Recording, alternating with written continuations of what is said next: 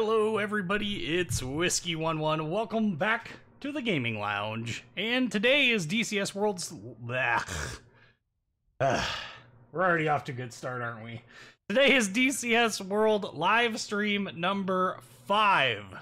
Boy, a couple minutes late, but we'll probably be playing a lot longer than just...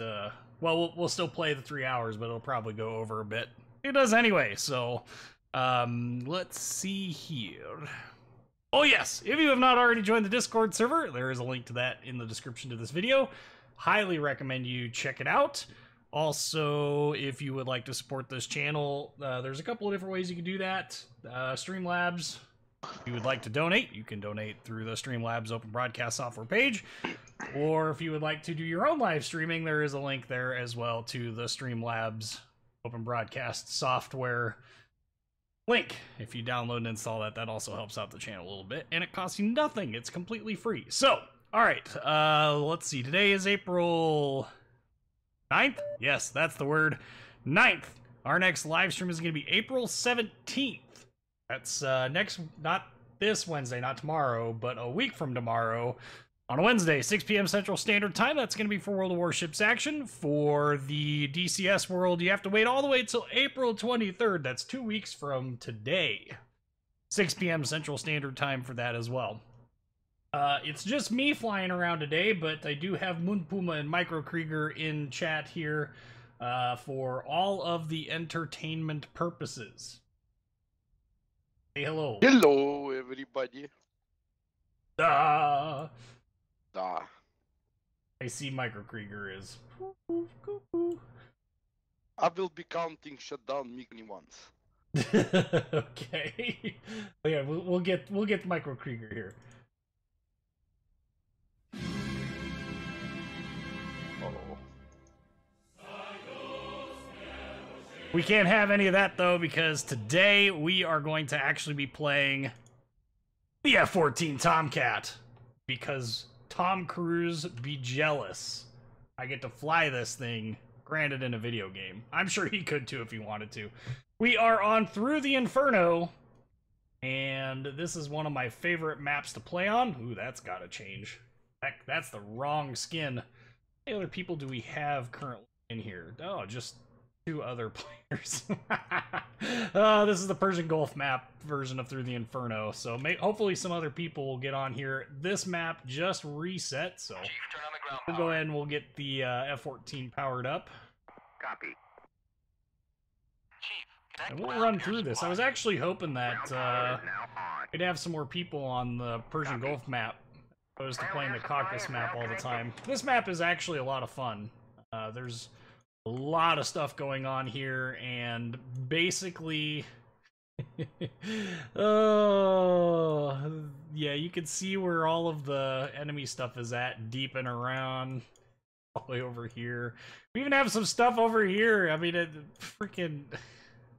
I don't know what's going on. Anyway, this is all madness. Madness. If I remember correctly, there's, ooh. Normally there's, up here, there's a mission waypoint, but it must not be active. Alright, well, I'm content with that. Let's get this bird started up. Oh, we already did that. I almost forgot. Now we're cooking with do bit tests, turn it on.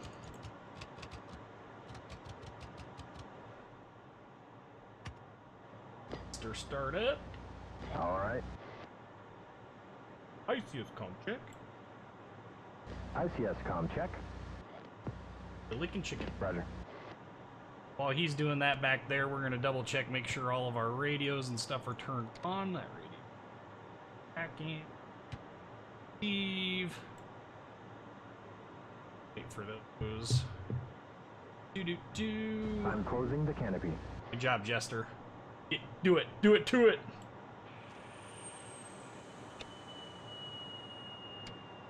Alright, ready to start. I hear you, Jester. Let's get this bird rolling. Boy. Somebody needs to set the Tomcat radio comms better. All uncaged. They're at 20%. There is a flight checklist. Oh, yeah. Well, you know, checklists are overrated, in my opinion.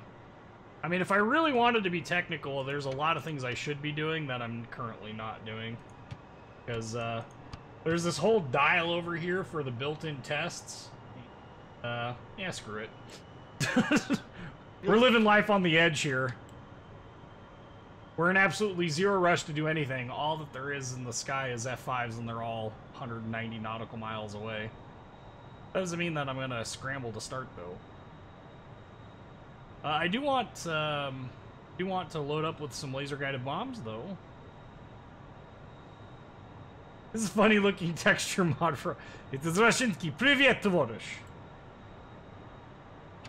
Rashinsky, как дела? This is the worst nightmare for a Russian pilot.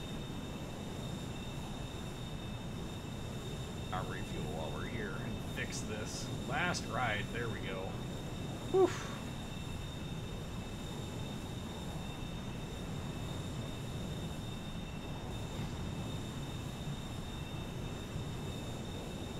I doodly ho neighbor, he knows. Okay. Comrade, I think you have lost your mind.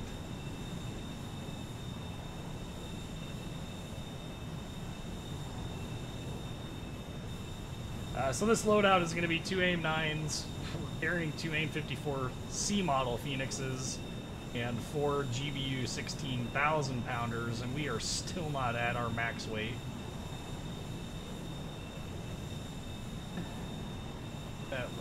Request refueling. Oh, I see how it is. You'll say hi to Moon Puma, but you'll ignore the other guy. Yeah, screw him. Nobody likes him. See, Moon, they only come here for you. One guy. Yeah, one guy. That's all that comes here for you, but that's, you know. Wait, there's the advert somewhere.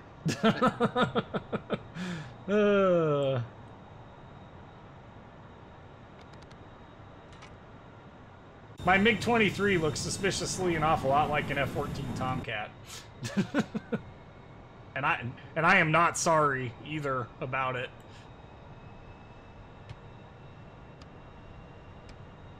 Okay, yeah, it's working. You never know. Half the time when you start up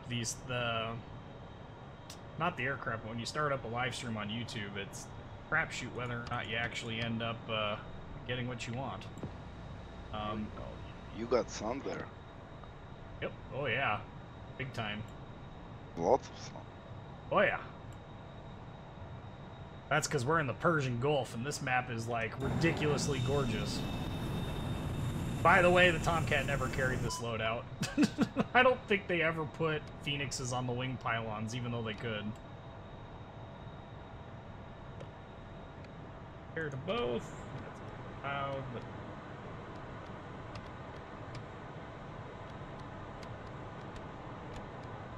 one of the most satisfying click sounds ever. Click, click, click. Chunk, chunk, chunk. I am F-14 Tomcat, hear me roar. Chunk, chunk, chunk.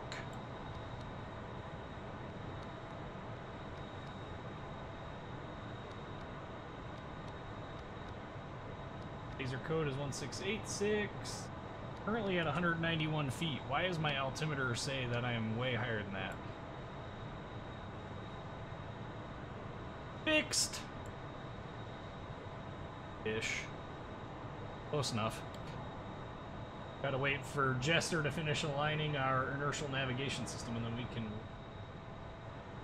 One thing I don't like about this, and maybe if the server ends up crashing or the game ends up crashing, I'll go play it, is that I can't control the lantern pod, so I don't have it on here currently, but it would take up one of the slots where the Phoenix is. Actually, it would take the right Phoenix slot, this one. It would take that and replace it with the lantern pod, which you can mess around with if you're the Rio, but currently no Rio, so... Never any fun when you don't have a Rio to actually fly with you. This is why I was hoping Sko would get on, but he's at work.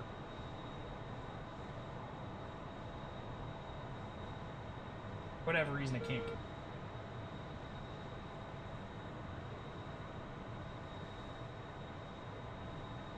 haven't. Because Puma will file a breakdown. Right. That would be it. That would be end of a stream. No. Another 15 minutes of preparation, and again, boom, boom. Where are the submarines? There are submarines in this game. We really can't play them. Hey, Jerry's mom, how's it going? Is that like Ben and Jerry's mom? Or different Jerry's mom? DCS World It's crashing a no Tom way. and This is what Jerry. happens when you have Russian developers making video games. Just saying. Not even sorry for saying it.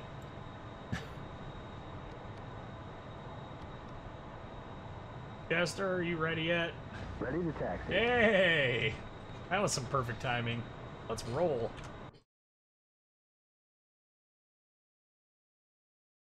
Ooh, Al Minhad, huh? Really? We should probably figure out where we're going. Wait, you're not in Black Sea? Nope, Persian Gulf. Uh-huh. Yeah, buddy. Wouldn't want it any other way. Okay, looks like Syed, N81.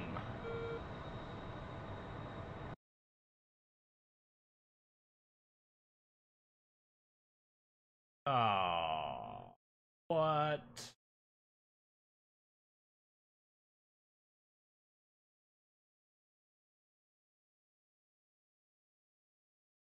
N. Need N.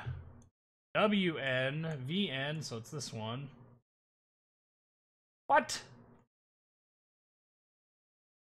B. N. That's BR, BQ, BP, BN. Okay, so it's here. Oh, it's to our south. Nice. Okay. Wait, 218 after takeoff. Probably helps to remove the parking brake. Oh, and ground power and all that garbage. I always forget to turn this off. Chief, turn off the ground power. Chief, disconnect ground air supply. Gotta get them to turn everything off, because, you know, reasons. Apparently they can't figure out when they need to turn it off without you telling them to turn it off. Something tells me that an F5 is not locking me up on the ground 126 nautical miles away. That kind of stuff doesn't happen.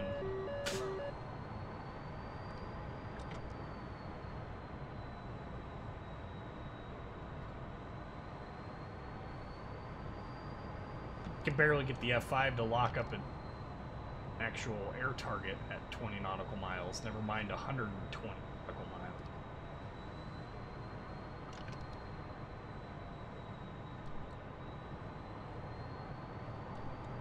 So how is everybody? Doing great. Oh, somebody is taking off. Me.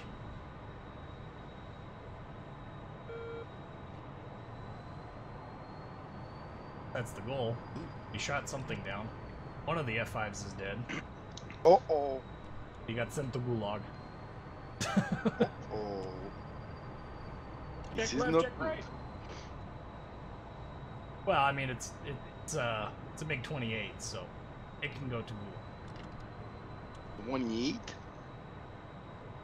Yeah, an F5 with the black and red camo from Top Gun. Hmm. You knew this already, you just don't want to admit. I can't, because I will go to the places that not everybody can go to.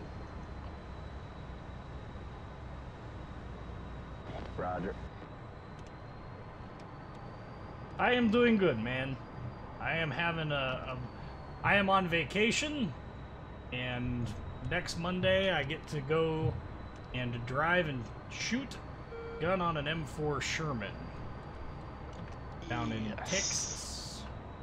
I am in a really good maybe mood. even hopefully maybe even produce a video. Yes, maybe. But no, my family's going down there. My parents are like, hey, we want to do a family vacation. Where do you want to go? I'm like, I don't care. Originally going to go to Boston, but really couldn't find... We were going to go, but for whatever reason we decided not to. timing of things that were open. I don't remember.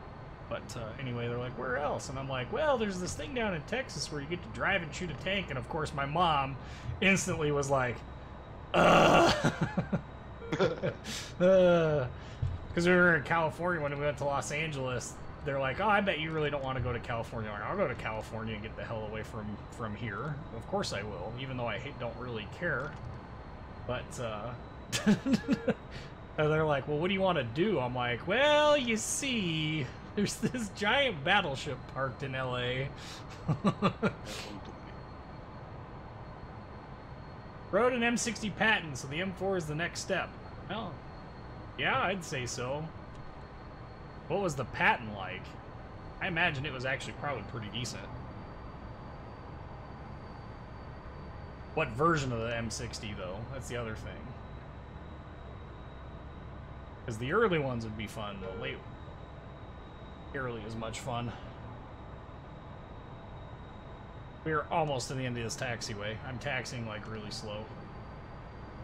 I blame Michael Krieger, it's all his fault. Hello, First Lieutenant Audi Murphy. How's it going?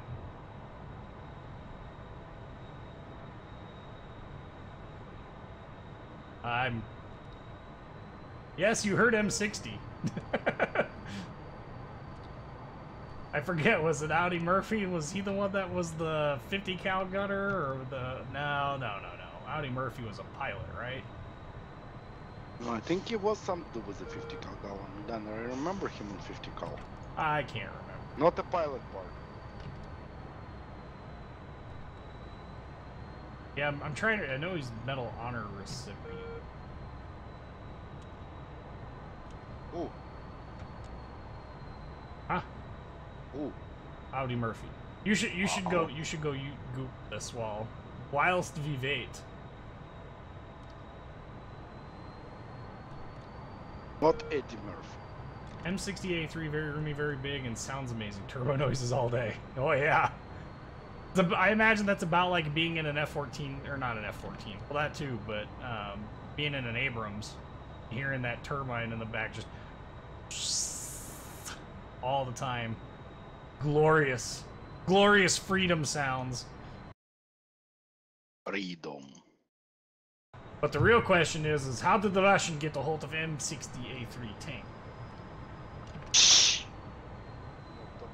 We will not talk about this.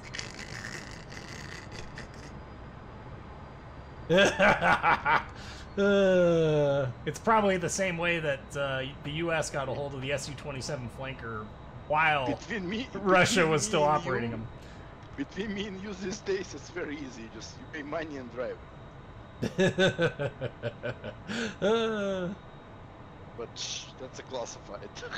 Right. Probably you will see people. Where are you gonna go? You're gonna see M60 there. Oh yeah. Quite common tank, especially here. Actually, I don't know that they have one. They have a T-34-85. They've got a Leopard 1. Of course. I don't think they have. Oh, we're terrible at taking off right now. Dude, I'd rather drive Leopard 1. I wouldn't. You can't shoot the damn thing either. That's boring. Well, you can't shoot anything up there. Yes, you can. But Leopard 1... We've got a friendly 290 40 miles and a friendly jumped on the back of a burning M10 and 50 cal battalion of Krauts alone and wounded until he ran out of ammo, then went back to his battalion. Let a counterattack. Okay, that's what I thought. Okay. I'm glad I wasn't completely like off my bases there.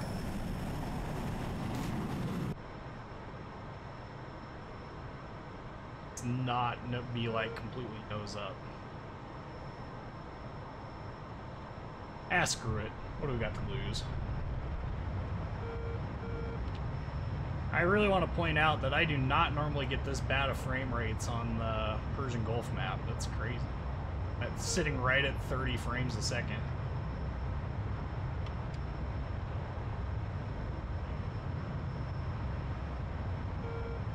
Yeah, I imagine that that's probably a pretty accurate description there, Audi Murphy.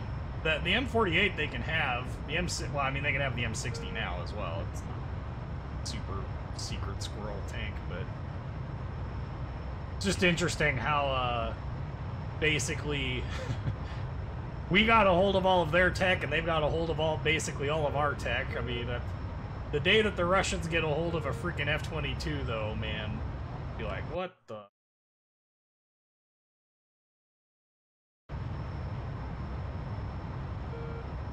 Actually, Oh, you yeah. can drive at the museum here at Portola Valley, 68. You're talking about They the, had the model. Yeah, they had the tank. I don't think that it's currently available. I think that whole museum they are all removed it, but when I was there, the tank was there, and everything what was there inside was moving. It was driving itself, including our favorite Panzer V tank. Right. Japan lost an F-35 already. Hasn't the U.S. Where? lost like 3 or 4 of them? Oh, it's always like that. Well, yeah. See, we fly our planes on the right side of the street. They're doing wrong side, doing everything wrong. Maybe. I don't think controls this has anything to do with it, but we'll let Moon Puma have his fantasy. Jeez. We do have to somehow classify what happened. Russia got a hold of an F-35, but it fell apart before they could study it. Oh, jeez. The Russians got in a lot of planes on their own, which fell apart sometimes. As I say, isn't that the whole meme? Like, oh, Russia has an airplane. Russia's got a very good documentary. They call it Wings of Soviet Union or Wings of Russia, something like that. Very nice, actually. I love this documentary. You're a documentary. And then there is a Wheels about Russian cars, which is kind of very funny to watch.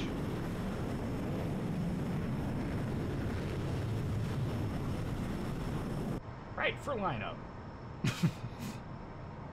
I bet we're loaded up with some paveways. I bet we could drop these suckers. Ah.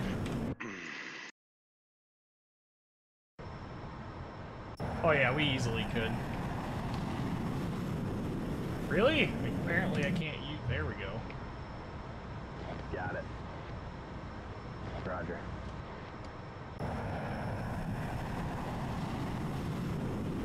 Now watch. That sucker will glide all the way there.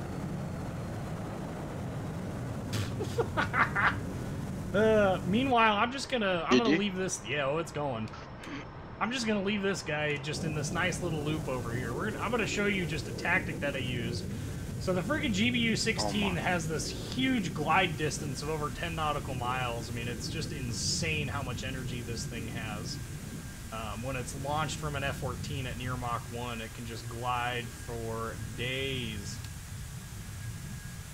This is more fun with a lantern pod, but the nice part about this is I can just sit here at max range and just lob things in where their SAM sites can't even get close to hitting me. Not that there's a SAM site over here, at least from what I can tell, but there is probably some man-portable units down there. Oh yeah, I like that's how a tank. it spins a little bit. Keeps wind. Oh, you mean how it's bouncing? Yeah, it's bouncing. That's actually the so that's how the guidance system on the U-teens work. The Paveway 2s. It's called Bang Bang navigation is what it's called. Basically, it goes max deflection on everything. So every time it needs to make a correction, it pushes all the control surfaces to max and back to 0 to control. And hasn't had them for more than a week at best. They've already lost one. But how did they lose it? What happened? Did it just crash because of pilot issues, or did it get shot down? I'm guessing it didn't get shot down, because that would have been big news. Yeah. Oh shit, there's F-16s now on this map. Oh. Alright, well. We got 3 ground targets killed. This got a hold of an IL-2, IL-10, Yak-9P, and Yak-23. Oh, I'm sure we've gotten a hold of a lot more than that. The United States was actually one of the operators for Su-27, and then when the Soviet Union fell apart, we actually got a hold of a whole crap ton of East Germany's MiG-29s. Where'd it go?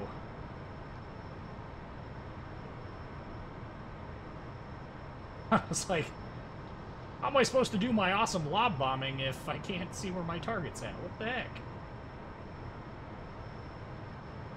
Happened today, we don't know. Oh. Guess I've not been paying attention at all. By the way, that's the speed gauge. That 1 is Mach 1, the speed of sound. I am in military power, not even in afterburner, and we are flying at almost Mach 1 with this loadout. It is insane. This aircraft is ridiculous. In all the right ways. MiG-25 defected? Oh yeah. I'm sure there's probably a MiG-31 floating around somewhere too. This might be an interesting bomb drop. I don't know. We'll see what happens. I feel like I'm just a little far out for it, but maybe not. You can see the vertical fall line. I'm actually going to go past it because the way that this bomb releases from the bottom of this aircraft when you're pitched over like this, it pitches out almost perpendicular to travel when it comes off the rack. We'll release it once we're a little bit beyond it. Oh yeah, it'll get there. Nearly perfectly. See how it picks it up right away? Here we go.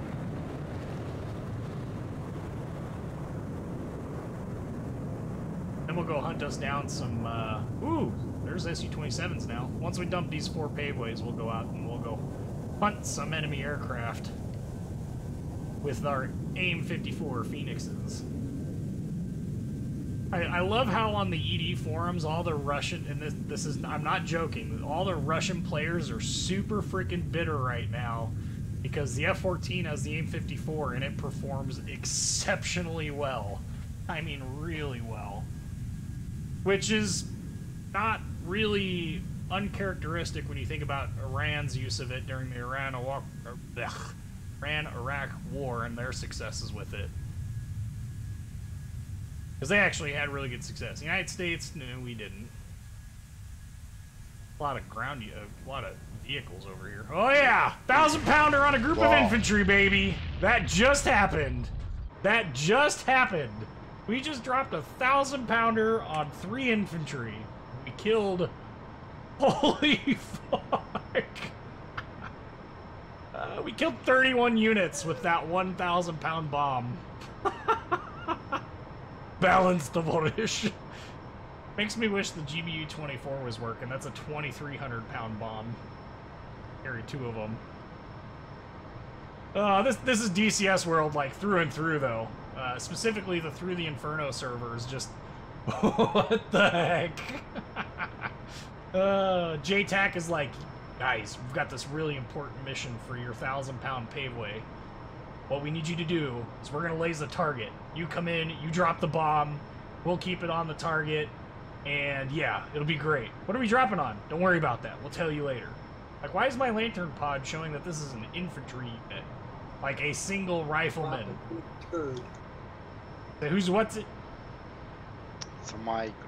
Yeah, I know. He's being poopy. No,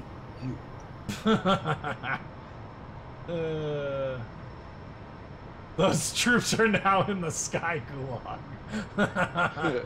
The sad part is that was probably their man-portable anti-aircraft defense, and I just took out 31 of them with 1 strike.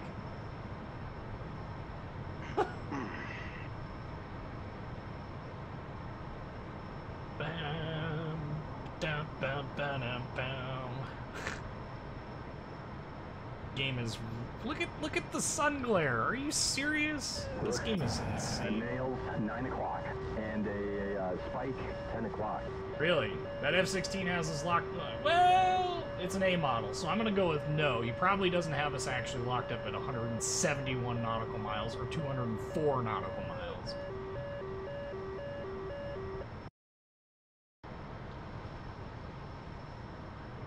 Where is target area? Oh, also, see.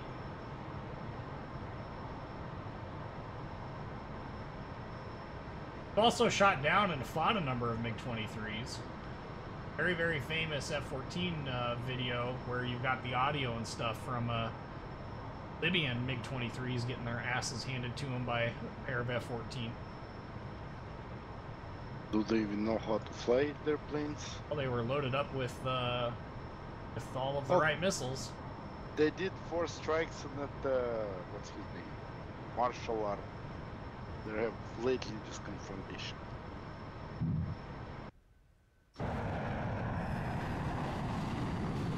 Another one?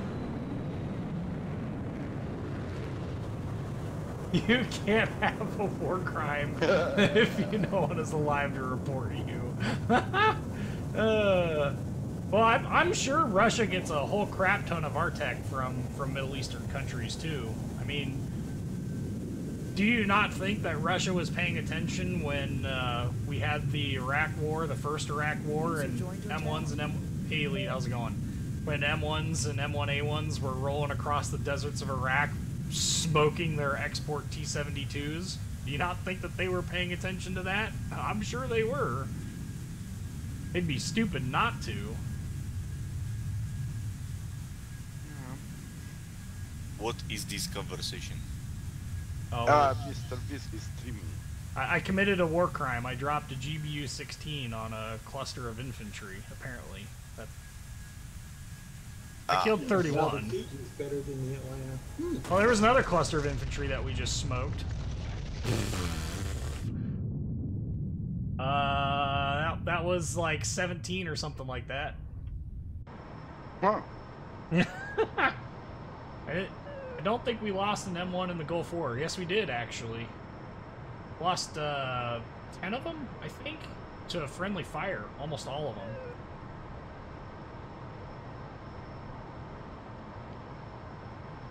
Also, I feel obligated to point out that I am now at the speed of sound. We are, yep, at the speed of sound, with a 1,000-pound bomb still slung underneath, and Keep flying. 2,000 pounds worth of AIM-54 on the wing. Totally balanced. Wow. This aircraft is extremely overpowered. Power plant. The A model, though, is going to be way more frustrating to fly, and I'm glad that I'm not going to fly it. I just hope that they release a D model. That would be amazing. Or at least give us the updated Lantern pod. Hey, Elite. Yes. Were you drunk last night when you were texting me? No. Oh. But we had a lot of fun. No, we were trolling you. We were on TS with Lamware and And me. Ah. See, you're being extra rude. Yes.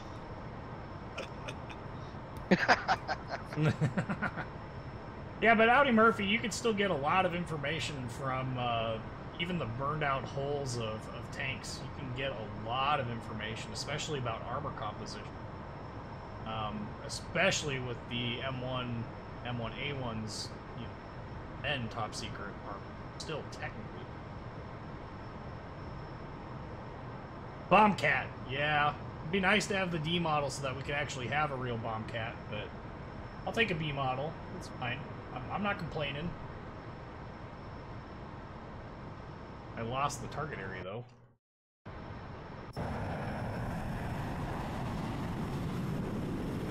Ah.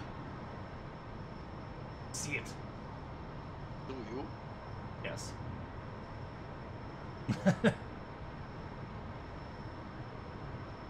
Oh, we got nails right on our 6. Really? Way out there.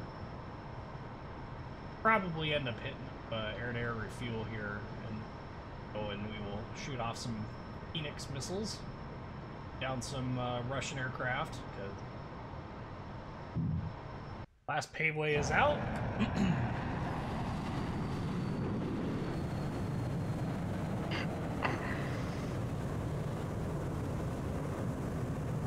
The only thing we haven't gotten our hands on is probably a Tu-95. I think you'd be surprised. I'm also not sure that we really want one. Like, I'm 99.9% sure that the only reason the Tu-95 is still in service is because it's too expensive to replace it with something more effective. Like the B-52 in that regard. Moon Puma, what are your thoughts? Nah. They got T-22 and T-160. I've been up. That's what they're building. Not T-95. T-95 is just something which scares people a lot. I don't know why. It's a freaking turboprop bomber. He's got his about 950 knots pulling out of it. Still. I mean, he carries missiles. He does his job till this day, right? Yeah, I guess. But that's all. They don't make them though. No, they make T-160s. White Swan. And then 220 Tu-22s M3. I think that's the last breed of that, as we see. The conversation, from what I heard, very big points being,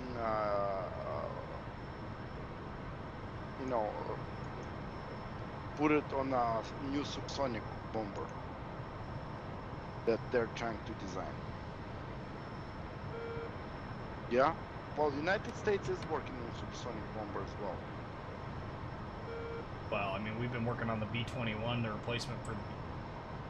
Well, the rumor is that it would be SR-72 to combine biplane supersonic bomber capabilities.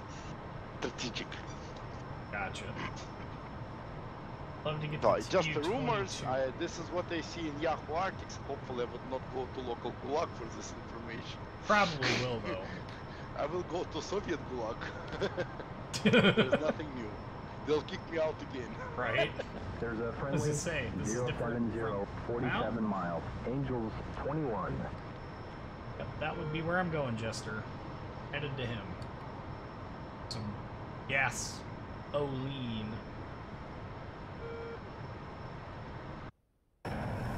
And we'll super cruise getting there because, you know, the F-14 Tomcat is capable of super cruising. We're over Mach 1.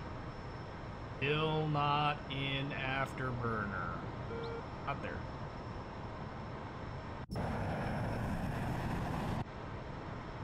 Tu-95 is a very noisy B-52 with extra spinny bits up front. I mean, we gotta see that 295 was a perfect in 1965, maybe 1970. Yeah. I'm not even really all that convinced that it was that perfect then either. I remember it was 3-4 years ago, there was a couple of Tupolev 95s flew along California coast. I mean, in international below the waters. bottom. Yeah. And of course, there was a lot of noise. Ah, there they're flying. And Yeah. I'm like, Jesus Christ. We should thank Russians for presenting us free historical air show. You're right.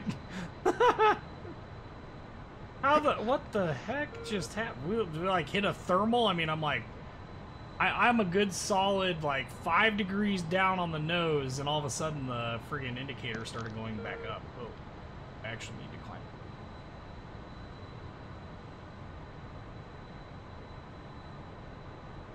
F-14B and D were able to actually go out afterburners. So was the A model, actually, believe it or not. The A model actually had slightly better performance when it came to actually getting to supersonic. The F-14B and D, they had a little bit of extra weight on them because of all the other crap that they added to them, and the engines were heavier. Actually had a lower top speed. We have a friendly 12 o'clock, 12 miles. Oh, shiza. He is, like, right there.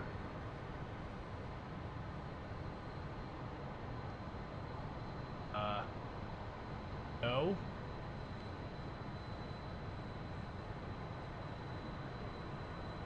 Trying to find him. Backhand indicator is not pointing where the radar is saying he is.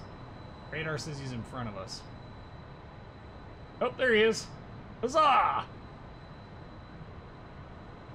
Boy, that took a lot.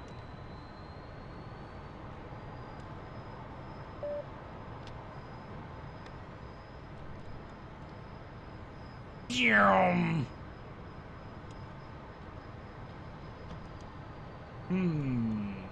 let's do it.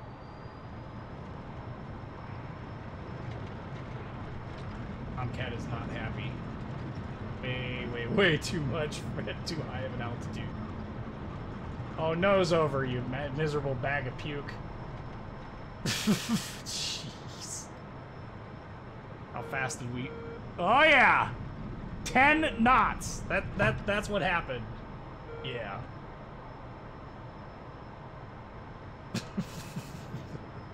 That was way too high.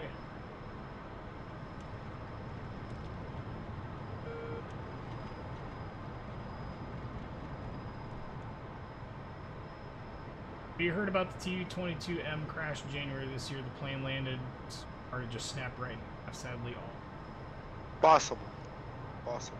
I think I heard something like that. Target 4 miles. You spiked a friendly. Those planes, in my opinion, I mean, they're good middle bombers. You've seen they've been used actually missiles which go about almost 2,500 kilometers away. I mean the missiles that the F-14 Tomcat was designed to shoot down? Either or, doesn't matter. They carry. It's a vehicle. It carries it. That's important. Oh yeah. That's why they keep modifying that plane. The Russians are thinking, I don't know what the ideas 4 miles. are for future. Well, it's The super T-22 expensive. is a mid-range and close-range bomber, supposedly front bomber. Sure. It's also super expensive to redesign aircraft from the ground up, you know. That's something that the United States can get away with because we have such a huge, you know, defense budget. Generous. Very generous. Very, very generous.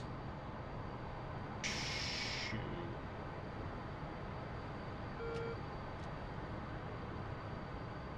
Target 3 miles.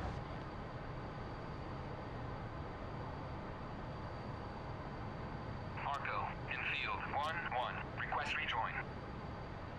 Yeah. Infield 1-1. Marco. Well, the skies are actually pretty calm right now. Most of the enemy aircraft are all way to the north. We're refueling on our way up there. We might actually just decide to land if this doesn't work out terribly well, which... Weather is perfect Target since you're flying 2 over miles. desert. Right. Frame rates aren't very perfect right now because the server is laggy as heck right now. That's a different thing, see? Right. Normally I get like I would on the Caucasus server where it would be 60 plus frames a second in the sky like this, but server I'm hovering in the mid 30s. That's on a 9900K overclocked to 5 gigahertz and Target 1 seriously. mile. Also, I feel obligated to point out that my throttles are all the way at idle, and I am still going 350 knots.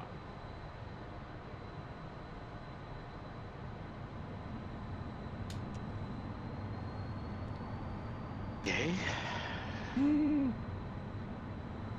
We are gonna zoom right on by this guy.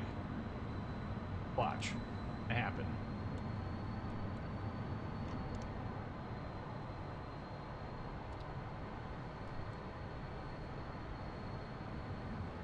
Abort rejoin. Ah! That's annoying. I do that all the time in this thing. Marco, infield 1-1. Request rejoin. Trying to look at the exterior view and then end up freaking Proceed to pre-contact canceling the 21,000. thing. I would have liked to have seen the F-14D Plus or F-14E, the Super Tomcat concept that they had for the AST program. That would have been cool as heck to actually see. Getting away from us. Unacceptable. Target 1 mile.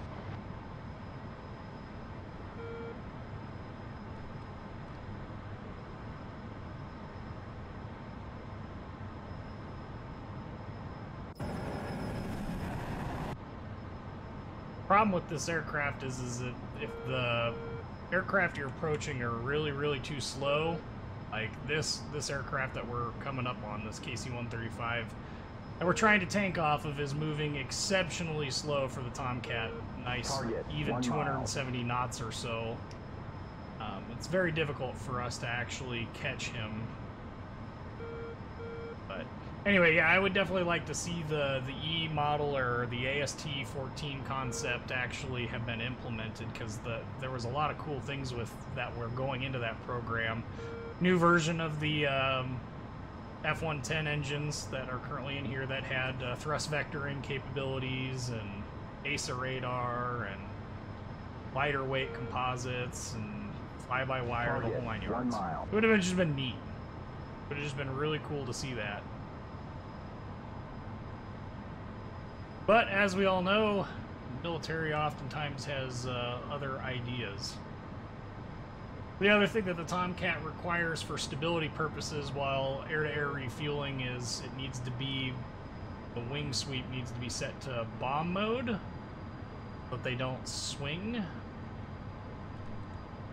But once again, air brake is partially deployed, 100 knots, less than a, we're right at a quarter throttle. Strong engines are strong, comrade. Make MiG-29 jealous because of Oh.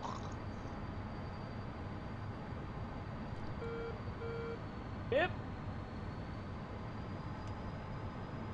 Okay. B-52 is still a viable bomber. Sure, after, you know, after all the seed aircraft have gone in and destroyed any threat of surface-to-air missiles, and after complete air dominance, but B-52 in its original purpose, delivering nuclear weapons to the Soviet Union, is an absolutely obsolete bomber. And I don't think there's any way that anyone could convince me otherwise. It's easier to drop ICBMs out, you know, just easier to do ICBMs at this point in time. Getting away from us again. This is actually kind of frustrating.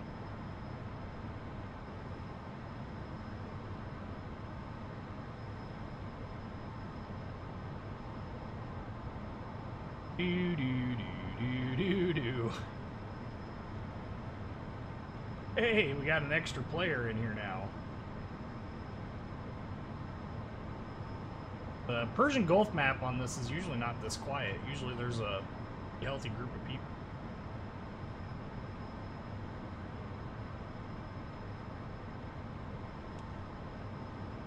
They usually. Belitsky, what are you doing? I think he's AFK. That's Or a no. bug. I bet if we yell and scream really loud, we'll end up on his headset again. Not. Maybe he has a new headset now. Maybe. Ah. Jet wash. Back to the left side of it. Yeah.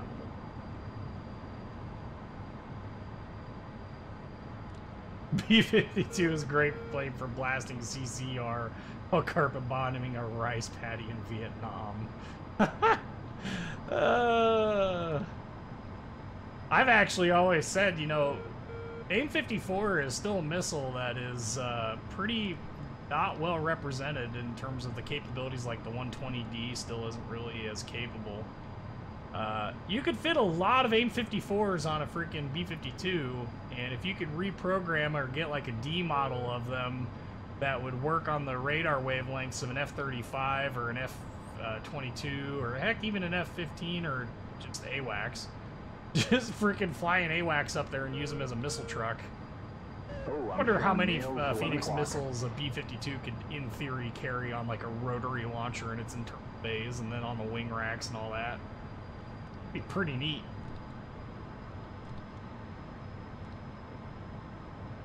Stop flying so far away! Come back here!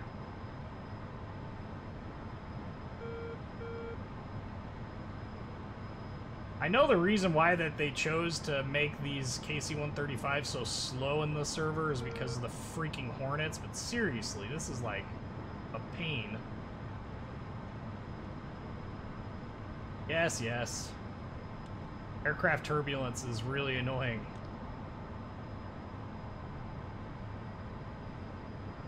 Oh, yeah. It's time. Up. No more talking, Jester. You go to Gulag if you talk. You and Moon Puma become roommates. Duh.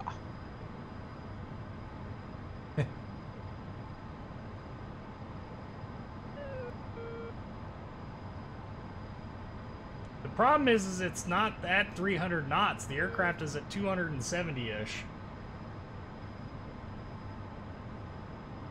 If I go 300 knots, this thing is just going to keep, like, we're at 290 now. We're closing at a pretty good clip here.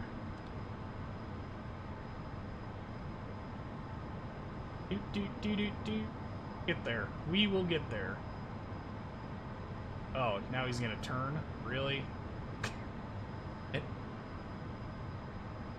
Challenger accepted.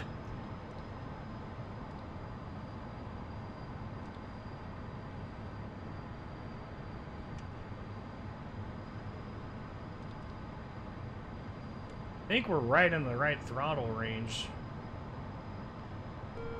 Let's keep it here for right now.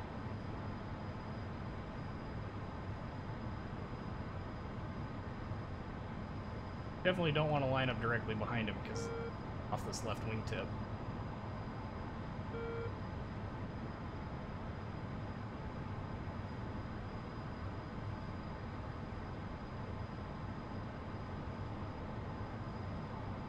Come on.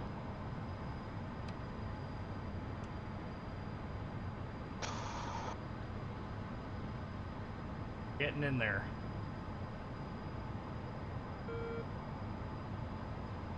Screw you, KC-135 wings. They're angled up. Makes it hard to judge where you need to really be. Ready, recontact. Return pre-contact. Oh, f you. Ready, recontact. Return pre-contact. I'm gonna shoot you down, Arco. This is bull. I am right where I need to be. Ready, recontact. Return pre-contact. Ugh. Ready, recontact. Cleared contact. Jeez.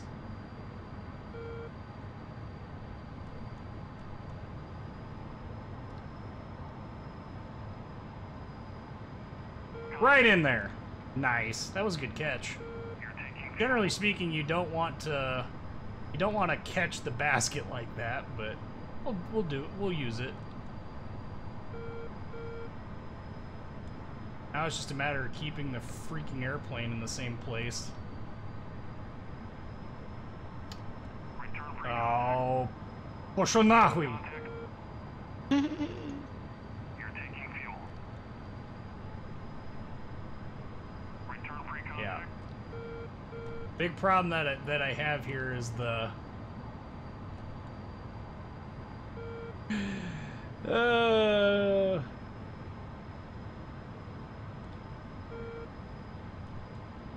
fine.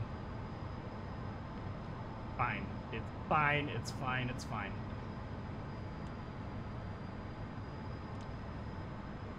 I also have the autopilot on to numb out some of the inputs.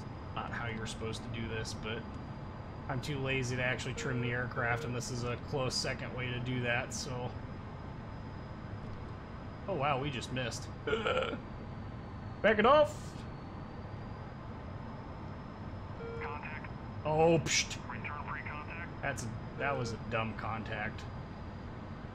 Really like the Really like the TAC View dogfight videos you put in your channel. Remind me of the old show Dogfights in the History Channel. Awesome. Well, I'm glad you enjoy it. I actually stole the idea from Growling Sidewinder a bit. because he actually started doing that. His is a really good channel. The only reason I'm taking up the same thing is because he's showing against other players, which is good to show, but I think showing it against the AI is also important because the AI is a really good learning tool. The AI in this game actually cheats a little bit. They have some energy management techniques that we don't get access to. You're taking fuel. Thank you. He's gonna level out here pretty soon, just watch. Gonna mess this whole thing up.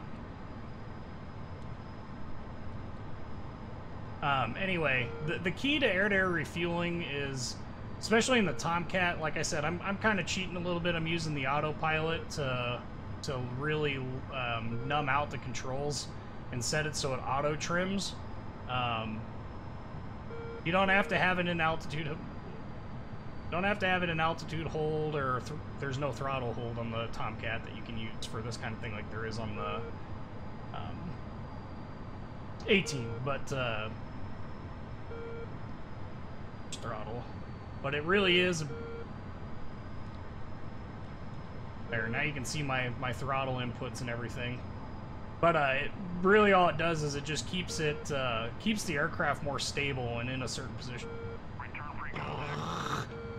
Ugh, get too close. It can be extremely frustrating. Like I don't have any problems doing air-to-air refueling in the Hornet or the Harrier because the throttles are almost numb. Like they just legitimately don't have enough thrust relative to their weight. The F-14's like, yo dog, you want power? I'll give you power. Just throttle right on up into that guy. Level out. Screw you, KC-135! What I'm talking about. This making my life harder than it needs to be.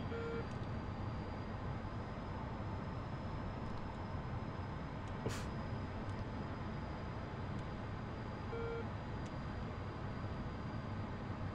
I imagine Jester right now, even though he's silenced, is going a little bit to the right. Oh, you're teasing it, man. Just put it in there. Contact. Yeah, there we go. Should be a little bit easier now that he's not.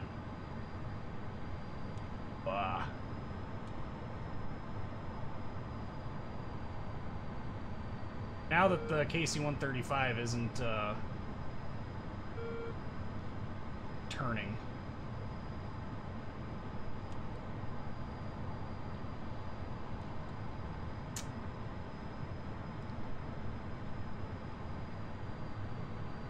It's all about keeping that pod in the right place all the time, and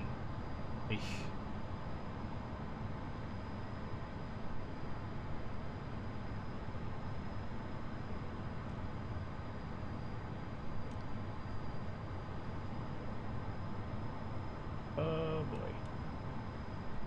Oh.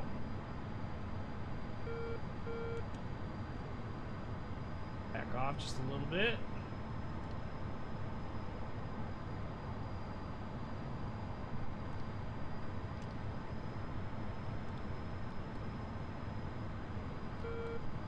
Gotta be getting close on fuel because we're starting to see blinking.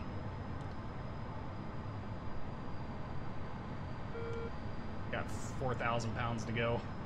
This is stress, man. Legit stress. Kidding. This is nowhere near as stressful as, one, doing it in real life, but two, many other things in real life. This thing holds 21,000 gallons, or 21,000 pounds of freaking fuel, so takes forever to fill up. It's like trying to get Moon Puma drunk on vodka. It just does not work. No. Waste of vodka. He's immune to the problem. Only vodka and beer.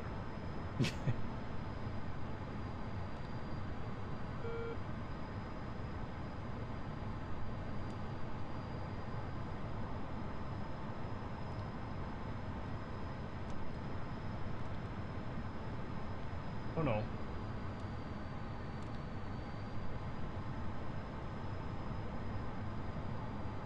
Oy. Eyes are focused on the pod. A bit more speed.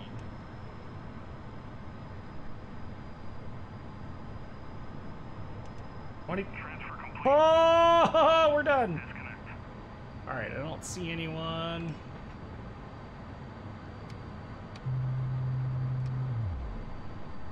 And we're gonna go off the way we're not supposed to go off, which is this way.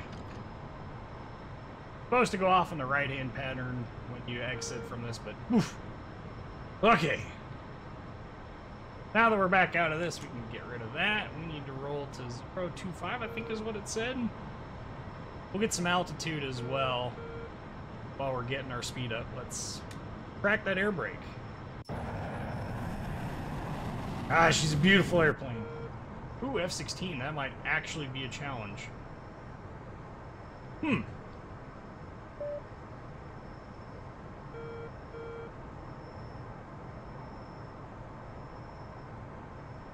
That's actually a 3 flight of freaking aircraft over there. That could get kind of hairy depending on what all is over there.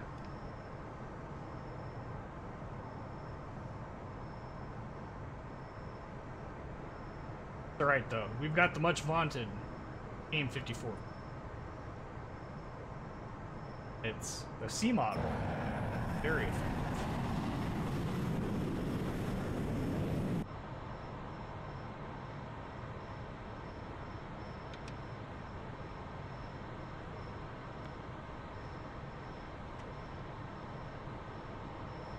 What are you doing, comrade? This is not how this works.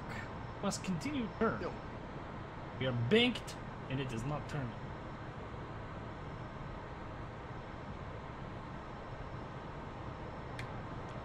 Don't you bank cars? Huh? I thought you fly airplanes and bank cars. Oh? Oh, oh. Oh? No. Now let's push it into burner. We've got a lot of fuel. Let's get some speed. Let's see how fast this boat will go. 26,000 feet.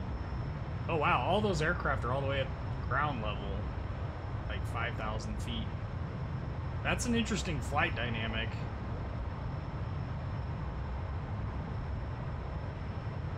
Well, that's alright. We'll have a crap ton of extra range on them then, provided Jester can pick them up on the radar. I'm guessing he won't be able to. He wants to make bets. Here, autopilot. Don't think it's wise.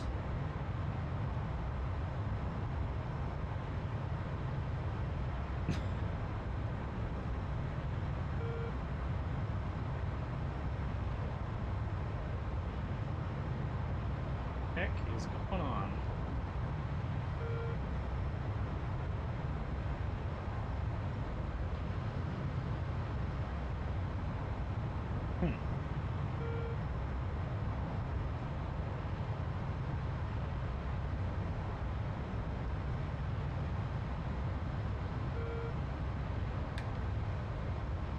There we go. Now we're gonna start pushing some speeds. Mach 1.2.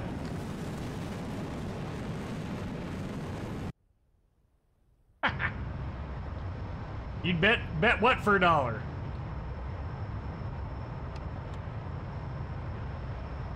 I could see him on the. Oh.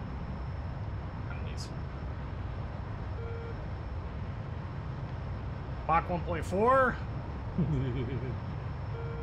Well, I get that reference. Don't worry. 17,000 pounds of fuel. Mach 1.5.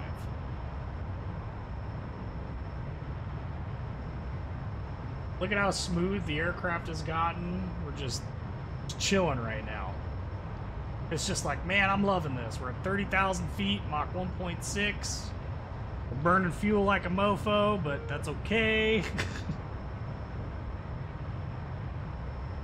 Why we send them to the gulag?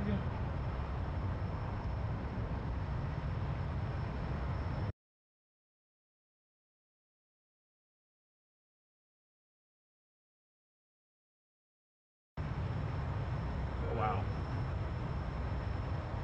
Still down at 5,000 feet.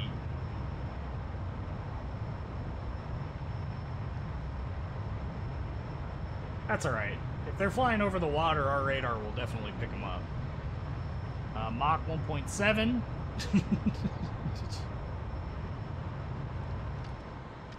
Come out of burner. We'll see how much we slow down. I don't think it'll slow down. I mean, it'll slow down, but I don't know that it'll slow down a huge amount.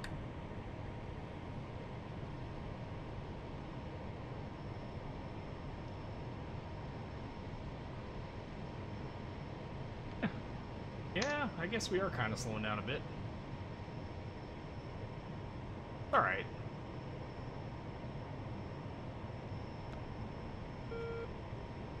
Yeah, that F-18 dogfight was a pretty interesting one, but I think the MiG-29 dogfight was probably more entertaining from thin visual range combat skills, actual dogfighting skills.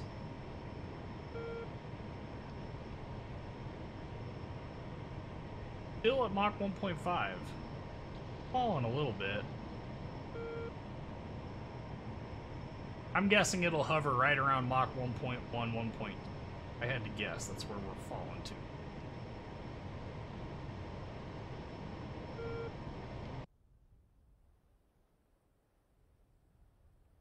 Maybe not.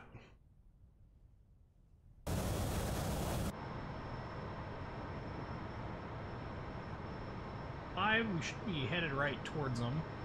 100 nautical miles out at 4,000 feet.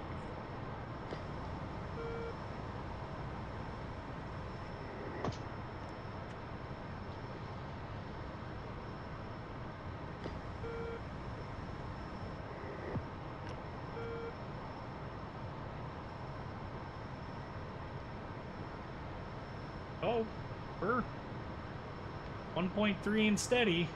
Right. Tomcat will not be denied.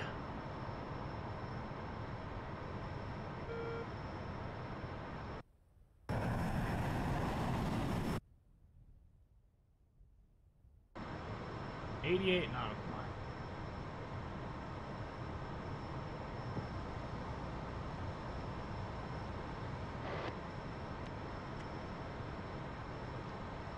Makes me wish for a human Rio in the worst way possible.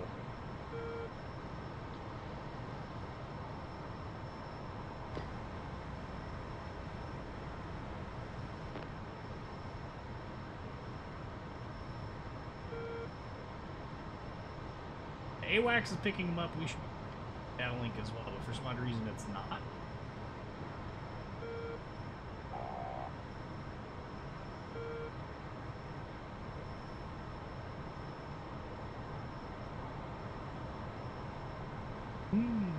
So 6 nautical miles.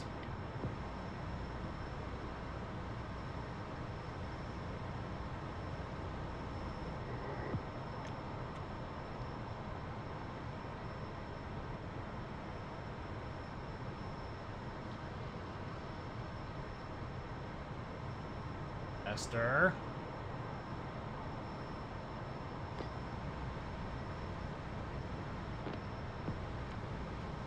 Set him back to top. There we go. Finally got one of them. There is no way that we are not in launch parameters right now. 30,000 feet. Who's there? Привет. Oh, it's his landlord. Just going. Just going. Friendly, Sentry, 12 o'clock. Yeah. 12 miles. We So, how's the life? Oh, you know, it's going. 68 miles. Wait. My powers, my psychic powers are kicking in. You're playing the F-14. Yeah. Man, how did you know? Yep, that's good at 11 o'clock. Yep. I just wish Jester would figure it. Like, he had him. He had him locked up. Like, he's down there. He's, like, right there off our nose. Freaking find him. Unless they got shot down. No, he's still alive. Where's Sko when you need him? I know. I want Sko to log on because then I could actually play the Rio Here's a slot. Show people friendly what the Rio slot flying looks gas like. station. 2 o'clock. 12 miles.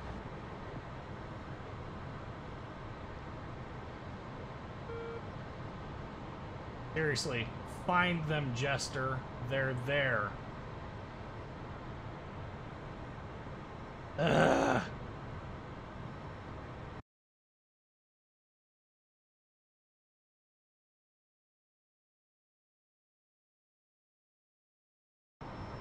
Oh, they're in the mountains. Could be a little dangerous. I'm all for living on the edge, though. We'll get it. We'll get it figured out. They're Su-27s. They're not that powerful.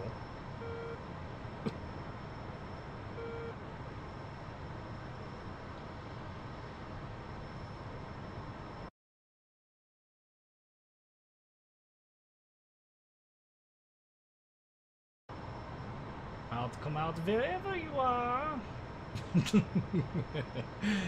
This is what it must have felt like when you were, you know, an Iranian F-14 flying into Iraq during the Iran-Iraq War.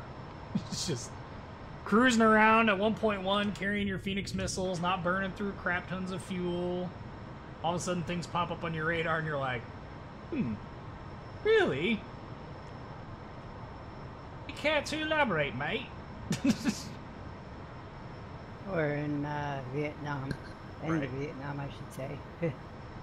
I don't know how much combat action the F-14 actually saw the Vietnam. I'm guessing very little. Go down.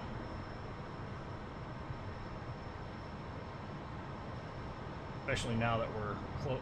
Ooh. In a way? Doesn't have his radar on, but I can definitely see him. Oh, lost radar track, so he's notching.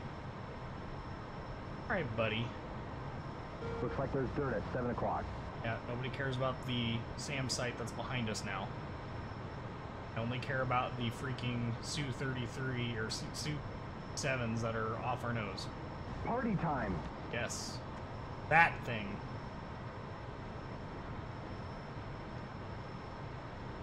We have a bandit. 035, 25 miles. You better keep the effing lock then, you freaking jerk.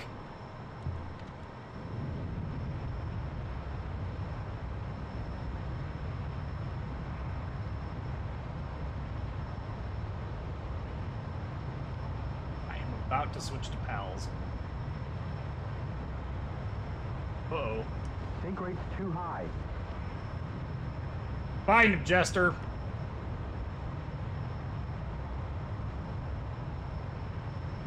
Where'd who go?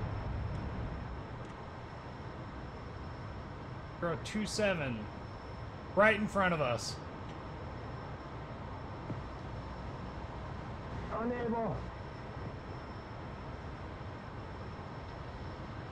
The only thing I can think of is that they're playing in this mountain range, which is entirely possible, but... Now there's 3 of them. Gonna get out of here.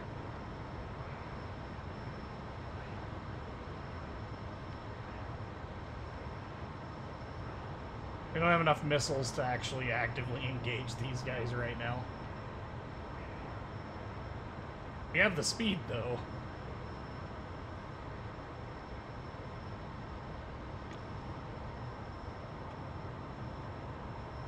Ooh. Yo, Puma, where's the lead? Whoop, whoop. He was here. He's around. Just a message. He might have stepped out. Yeah, I think he stepped out. Alright, let's burn her out of here.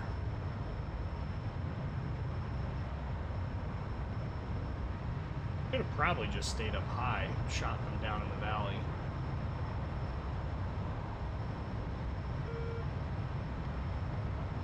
Still not on the RWR, so... And those are even like stripped down A models of the F-14.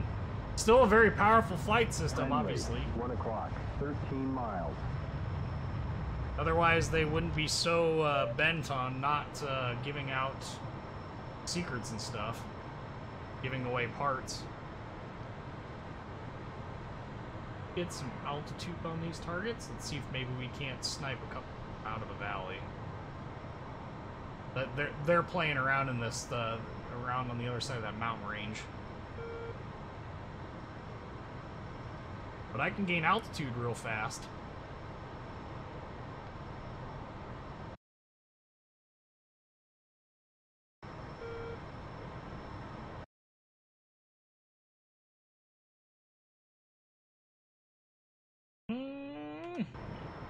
They gotta be close.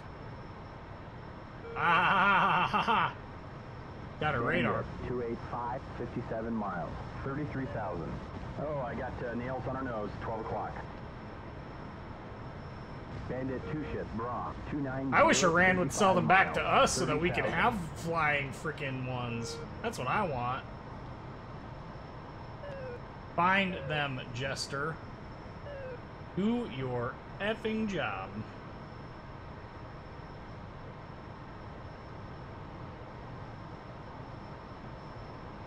Because there's 4 of them.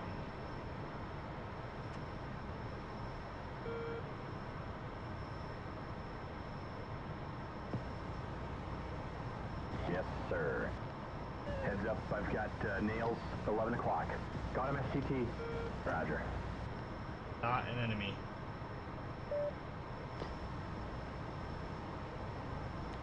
The 2 SU-27s just crashed into a mountain? What? You got it. I'm serious. Look. The SU-27s are off the EWRS report. They either crashed into the mountains or they got shot down, one of the two, but they're still pegging the crap out of my radar, so...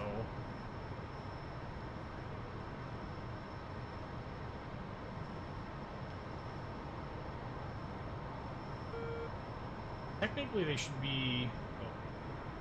Oh. Heads up, nails, 12 o'clock.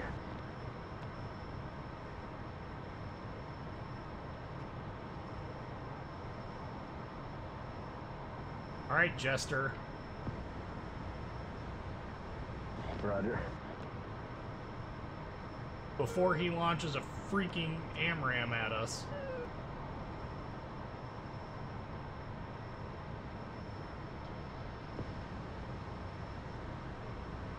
Okay.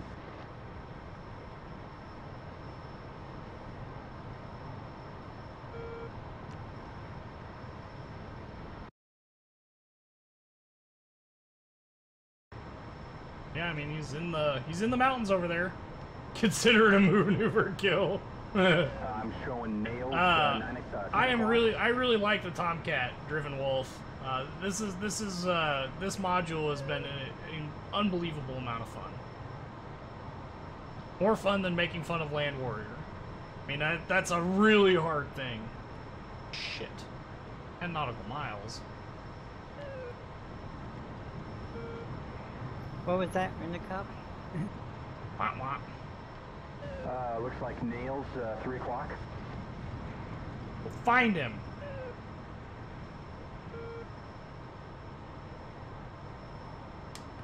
Hey, buddy. You're hosed.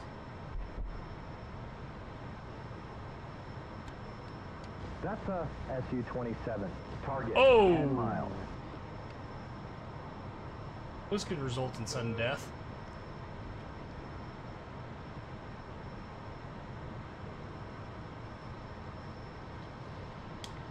We're gonna dump a second one, and then we're bailing. Did you see that? That's a Su-27. Oh! Uh-oh. Whoops, I lost the lock. We lost the wing. Nails, 9 o'clock. Bandit, Viper, 2 o'clock. 3 miles. I over-G'd us. 10 o'clock. Hang in there, man! Got an air kill. But we ourselves are going down. His name is CV Warrior. I'm sorry, I'm ejecting. Oh, Jester. I was gonna recover it, but fine. Well, that was my fault. I pulled back on the stick too far.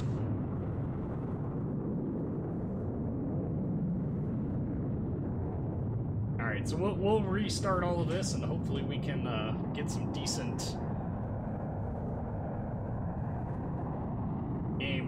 game just, it did.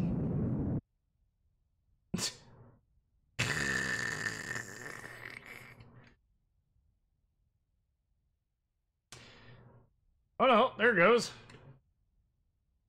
Alright, so while we're doing that, I'm going to go ahead and go over our stream schedule, since we are at the halfway point on this live stream.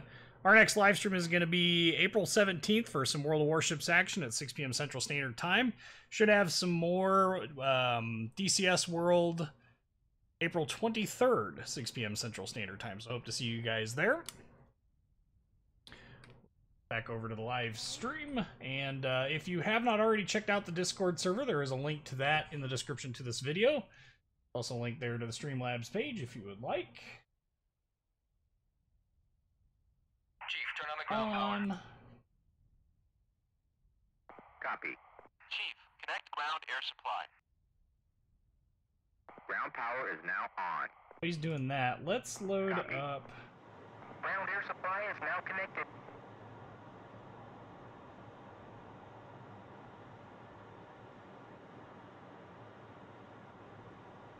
Request refueling. Alright, now we can get it started. Request rearming. Copy. Roger. Okay. He already knows to start. That's Refueling complete. okay. Started. Closing canopy. Check.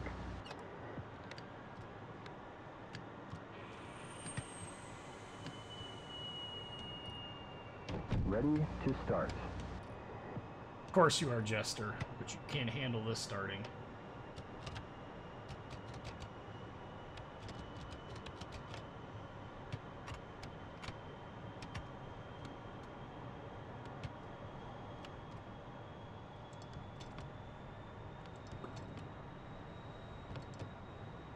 Starting. Crank our left engine, but don't start. Gotta wait for our hydraulic pressure to build. Got one of them Sues, gosh dang it. Get the other ones here as soon as we take off.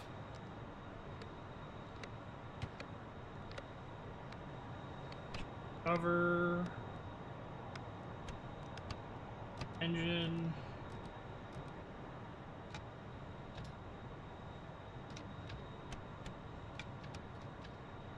Left engine. Start it. We get to play the wait game.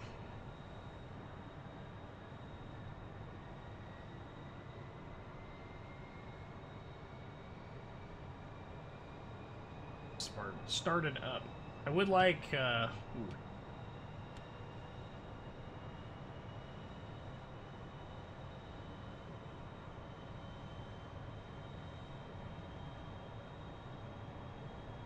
around.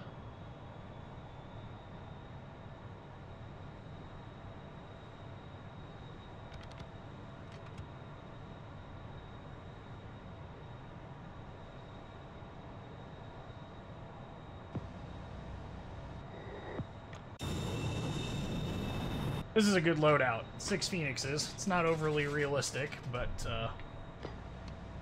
Roger. never actually carried by a Tomcat in anger. Just in testing only.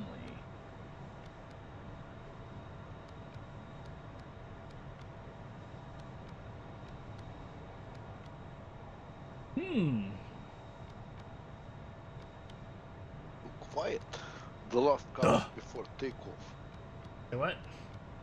Last checkups before takeoff. Pretty much.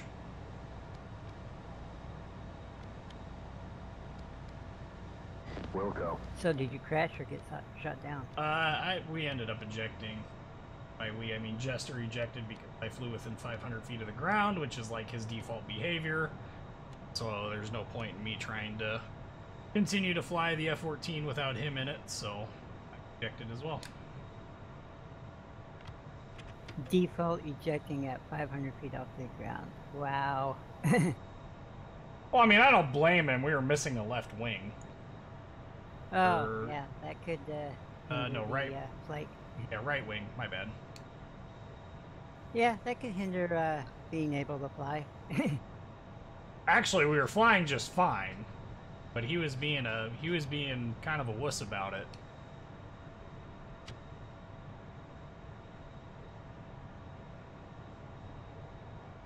We would have made it back to base just fine. Probably could have even landed on an aircraft carrier if it didn't explode in midair from the fire, but like I said, he's a bit of a chicken at times. Really, really frustrating and annoying. Like, man, you just need to hang in there just a wee bit longer, and then you can eject. You just need your Polish ballerina. Yeah, I mean, that or there's another dude that I've flown with. His name is Death by Sibian. And or Vector. Yeah, well, yeah, Vector, if he ever decides to show up ever again. Ready to taxi now? Can we taxi now? I want to taxi now. Can we taxi now? I want to taxi. I don't know, can you? Chief, turn off the ground power. I have to wait for him to actually say that we're ready to taxi. Loser.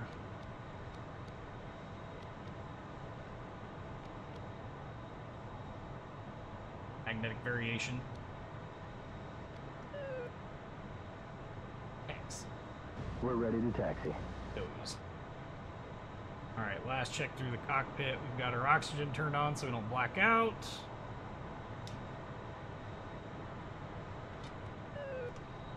We're not gonna go and do a full run up for here. We're just gonna go to this taxiway over here and taxi straight onto the airport runway and just take off. Kind of lame to have to taxi all the way down there to take off, only to the problems. Then the Slayer. User joined your channel. Viviet Tvorish.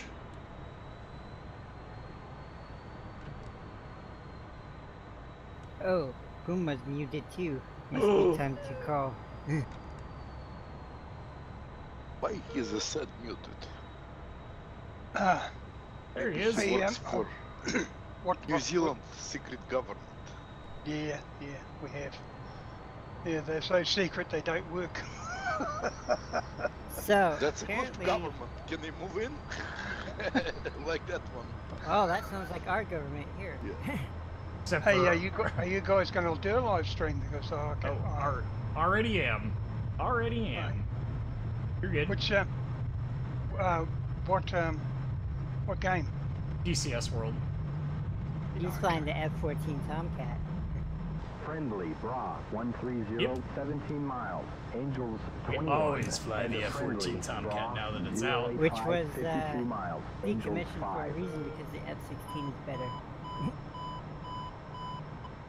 I will have you know that the F-16, not better, especially not for the Navy. Just saying. It's also apparently not good enough for the, other nations that were apparently considering it. And the F-15 almost didn't get, chosen by some NATO nations as a result of a certain picture being taken off the gun camera footage of an F-14 being down an F-15 in a mock dock. But nobody wants to talk about those things, do they, Land Warrior? No. Just say that See? the F-35 is better now. Well, duh. It's also 4 years newer, so I would hope it's better. If it's not, that'd be a huge waste of money. Oh wait. Friendly, 020, 66 miles. Angels, 21. Yes, I know your argument. If only they took the F-35 budget and rolled it into the F-14. Yeah, I mean, seriously. Stealth F-14, what's the worst that could happen? Is here's this massive, powerful airborne radar 40 miles. operated by a two-man crew with the capability of launching missiles at things 80 nautical miles away. Can you imagine what the AIM-54 would look like today if we actually put some effort into some long-range rocket propellants? Like, the rocket propellant that's used in the 120D. Like, what would happen if we shoved that, made the rocket motor for a 54 with that stuff? We have like 160 nautical mile heads-up range. Like, I'd be engaging this Su-27 right now. I mean, seriously. That 160 nautical miles might be what they released to the public, but I bet it would go further. Well, I mean, it's just like how is the AIM-54 any different, you know? The posted heads-up range on it is 80 nautical miles and above, which is about like saying our nuclear submarines can go this deep. Wink, wink, nudge, nudge. Nobody believes you. Go to Gulag.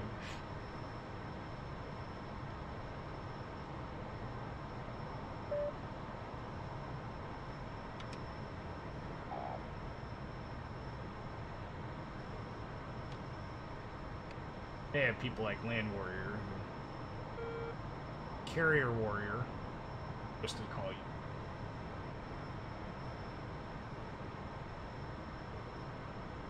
Spots. Not at all. Oh, do you see this Event Horizon Telescope announcement?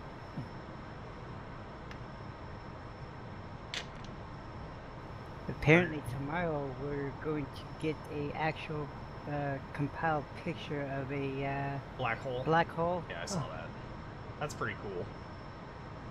Like, first time ever, all the telescopes and radio signals and all that shit have been tuned to the center of the galaxy. How to improve your odds of finding a black hole. Step 1, point it at the largest black hole or known universe. Known galaxy. Yeah, well. What's the next step? Step 2. Next step, Take get all the pictures. telescopes in the world and everything to take pictures. We've got nails on our 12. Basically, most of the observable telescopes and all radio telescopes of all the nations pointed at a single target. Good idea. I mean, yeah, I'm looking at all the funding, support, and telescopes used and everything. Yeah, basically covered the planet Earth.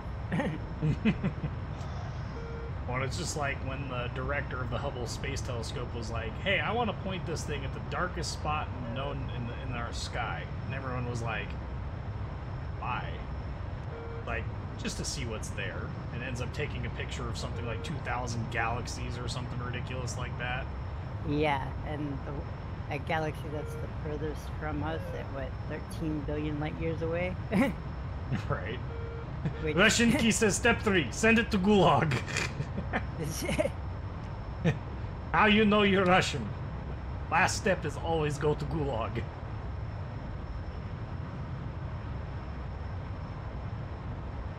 I'm so used to flying this thing around at 35 Angels that I really want to push this thing at up to... Friendly, 005, 85 miles. Angels 21.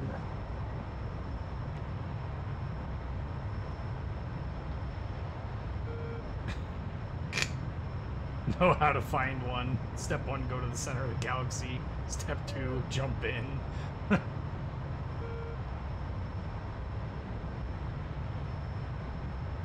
Oh yeah, 39,000 feet, baby. Did we stop conning yet? Nope. Let's keep going then. We're gonna do this the good old dirty way. Maybe 45,000 feet.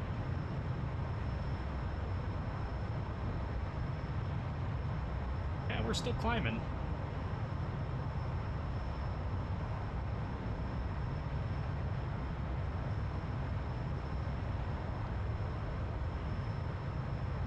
Bandit, raw, 020, 89 miles, 37,000. Still climbing. Stop contrailing. We're so high that there's not enough moisture in the air anymore. There's a friendly, 030, 88 miles, Angels 14.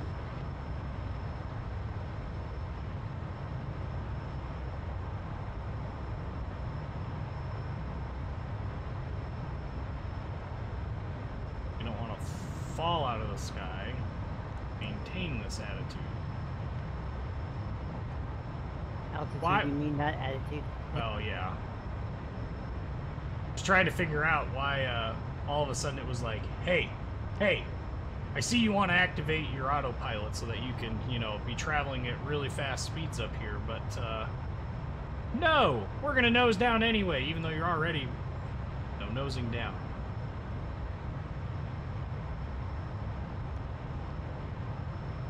We've got tracks on our radar now.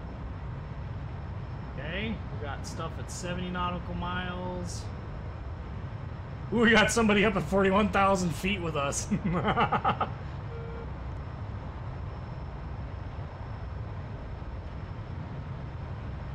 Look at that mess. Jester, identify that freaking target. It's obvious. Lost it.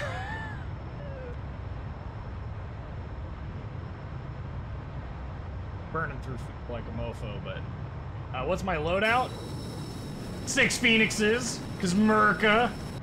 Got 2 AIM-9s as well.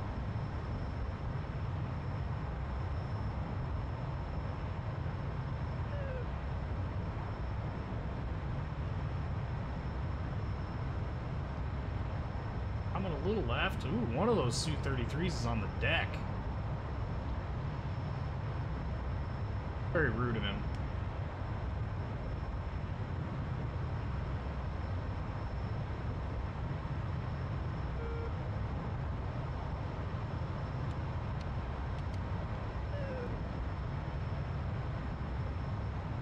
Lost another track.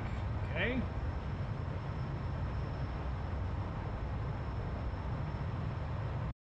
Guess I should look and see, make sure that there's not a whole bunch of friendlies over here shooting at him, like F-18's on the ground.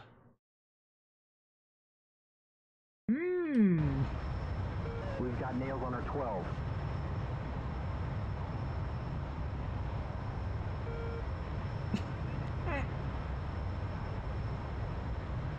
What is going on? Getting shot down? Is that what's going on? Oh yeah.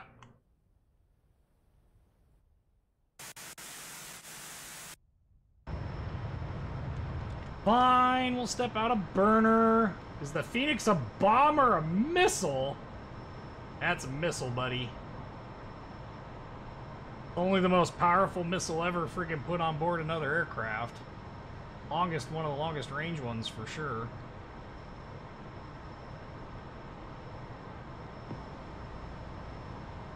Roger. Unable. Really? Jester? Roger, okay. I'm spiking him. Target, 36 miles. Pieces. That one's pieces, Jester. You can see it on the TCS. I lost lock. Yes, sir. Got lock. That is not a lock. I lost lock. Both dead then? Are the AIM-9s for aerodynamic purposes? No, the AIM-9s are for, Nails on you can nose, only fit 12 them on o'clock. those slots. So if you don't take any missiles on those slots, you're basically leaving out payload. Guys got shot down. Thanks.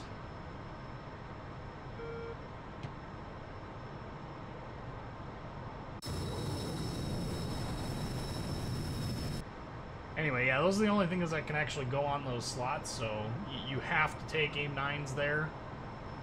Don't, you're down 2 missiles, and it's just not worth it not have them. We are traveling awfully slow, though.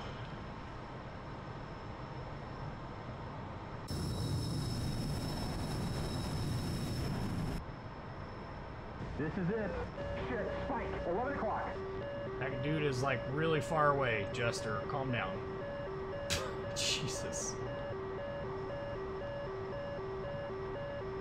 Oh, wait a minute. Ah. Spike, 11 o'clock. Shit. That actually could be real.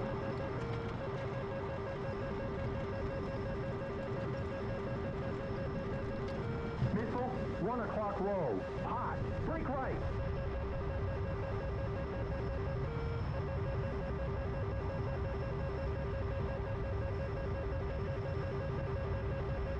Watch out, Bud. 3 o'clock. Oh, he got us. Well, that sucks. Really? That guy managed to escape all of that? Well, that's stupid. Jeez. That was a lot of work for 0 payout.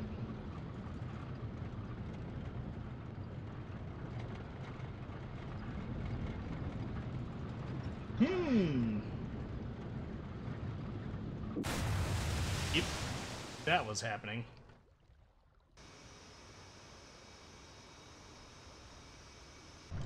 Get wrecked. Thought he was dead.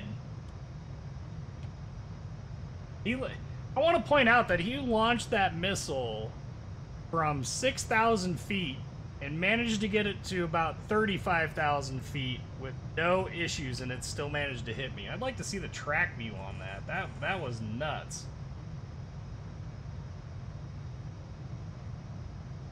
Chief, turn on the ground power.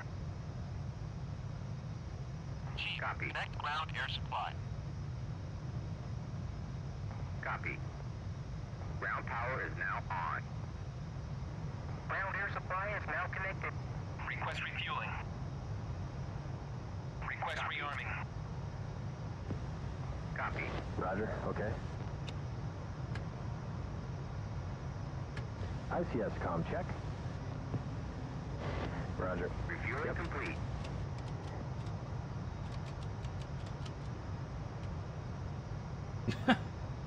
That was intense.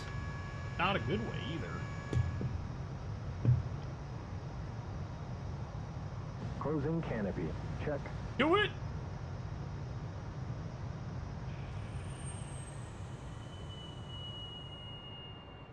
All right, ready to start.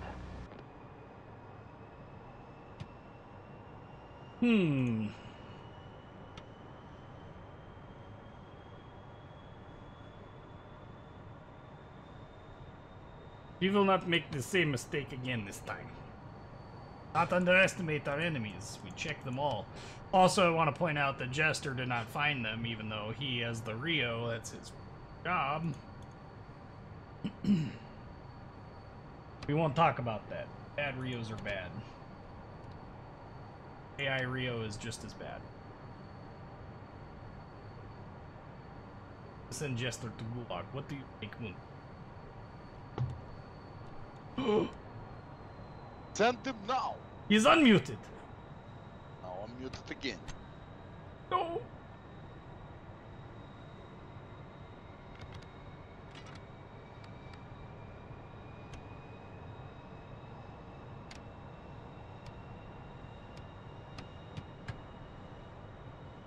Yeah, Edward Moon Puma is still here.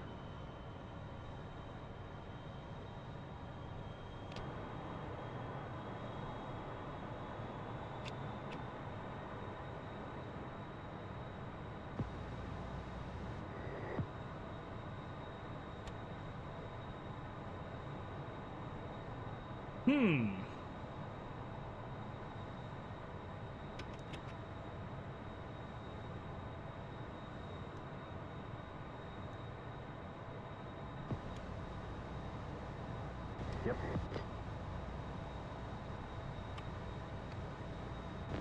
You got it.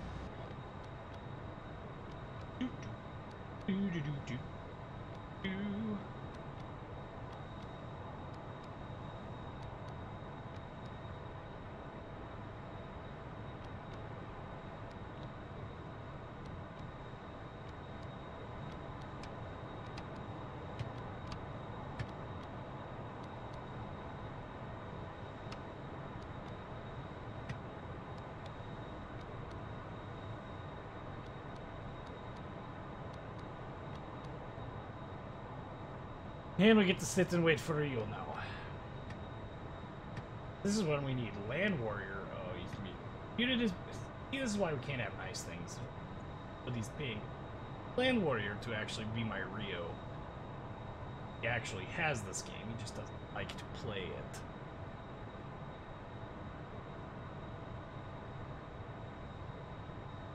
it. Wanted to ask him, what is the role of the SU Frogfoot? Talking about the Un Puma.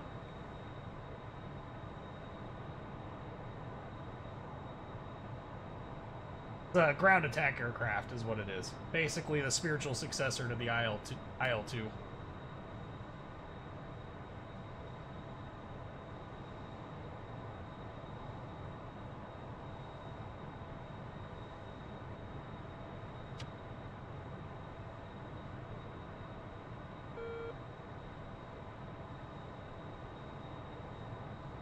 Actually, there's a newer version of the Frogfoot as well.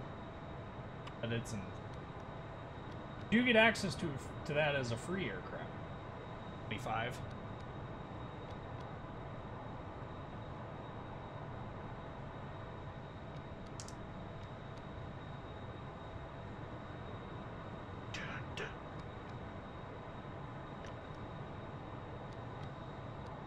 Yep, Jester. Done.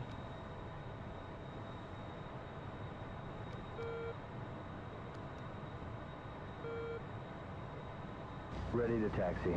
Yeah, buddy.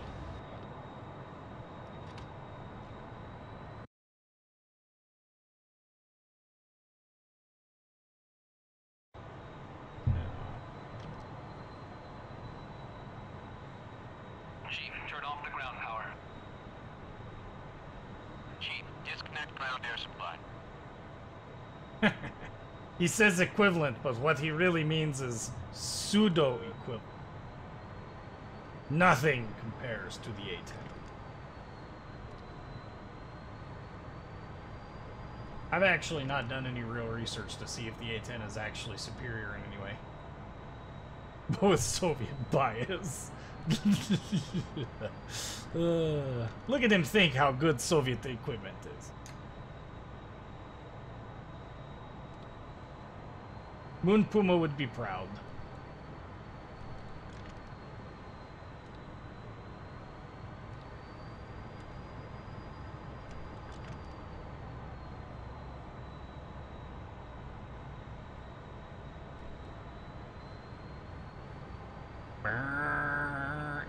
Yes, keep calm and burn on where it's at.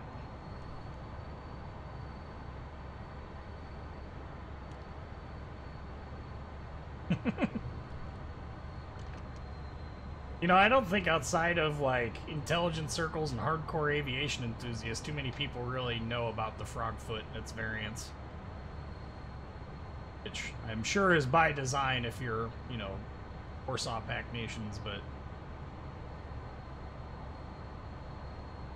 can't help but wonder.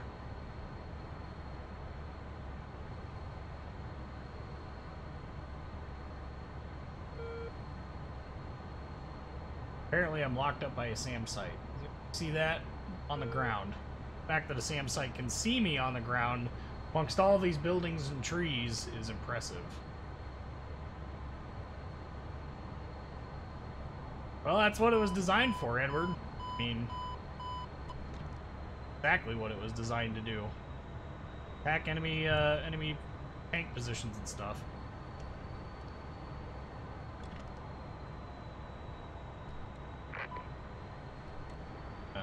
Allied bombers enemy bombers approaching. Huh? Well, I know somebody who's equipped to take out bombers and well, equipped to take out enemy aircraft too, but healing.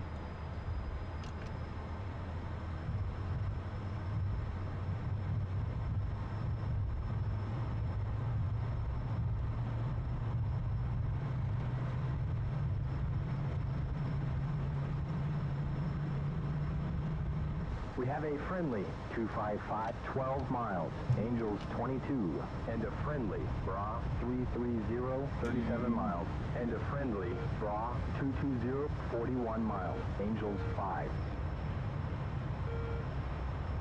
Feel free to laugh at me. I try to dogfight a Harrier Frogfoot. That's not that unfunny because I've actually shot down F5s in this game with a Harrier before using the gun pod. Yes, that's Seriously. I was playing on Through the Inferno and on the Caucasus. I had taken off from the Tarawa and had gone into do a seed mission. And while I was en route to that mission, a bunch of F5s spawned in, and I was like, oh crap, now what? And I was running through the valley trying to escape from them, and conveniently, they were content to come down to my level, and I got to see one through my gun pipper and just hosed the area and actually ended up shooting him down with it. I also have shoved AIM-9s in their face too, but that's not nearly as impressive. You always laugh at the F5 in this game because it's such an underdog. It's all Land Warrior's fault. Most like. Oh, he has returned! Moonpuma, you are asked a Indeed. question and you are not here to answer it. What was the question? I was asking about Su-25 Frogfoot. Oh, what was what? Wanted to know what its purpose was. Turmovik. I told him that. IL-2 replacement. Yeah, actually that was a Su-24. That was a Su-22 was mixture between Su-24 and then there was a Su-25. Now they have a Su-35. Right, which is just Similar. a super Frogfoot, basically. Well, it's not. It's totally different plane. It's different generation. Yeah, but it's still And the it's same not what basic they made airframe, at the isn't it? moment. No. No. Not? No, they got totally different. They're using 34s for ground storming. I've seen it in Well, that yes, but like a light that's like bombers. that's a flanker base, but But I saw 35 new design. It's like something different. They used it. Hmm. What they're gonna use it as a flankers. Don't forget, if you say 37 flank, 27 flanker, Su-27. yes, there's a 37 now.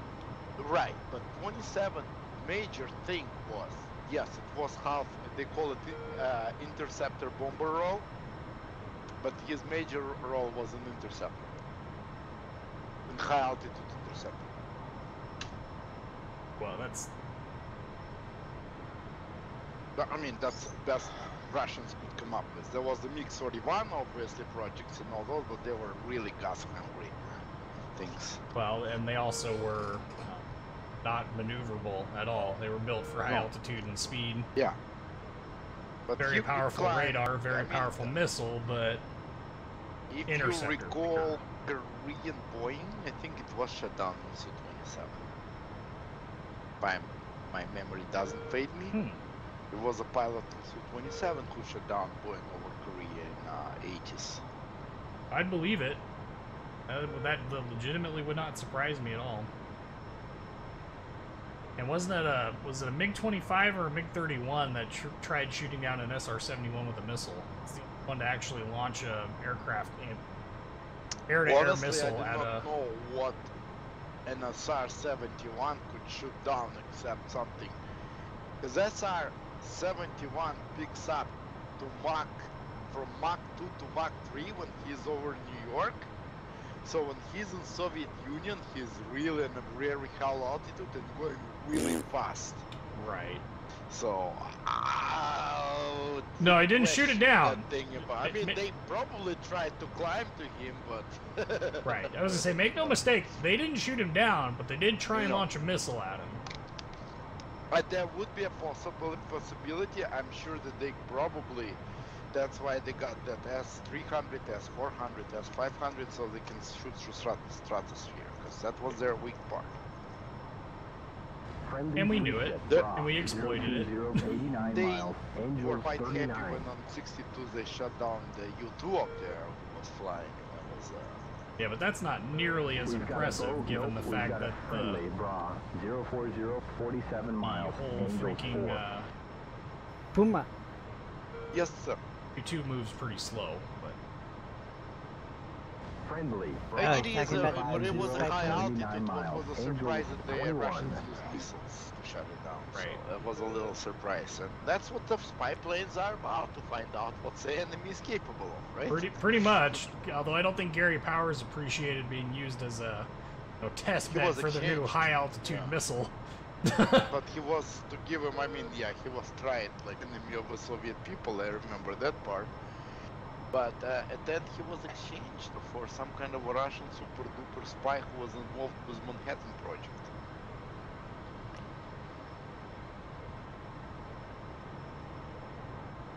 So if this guy didn't end up, dead or anything. Everybody You is text dead. delete?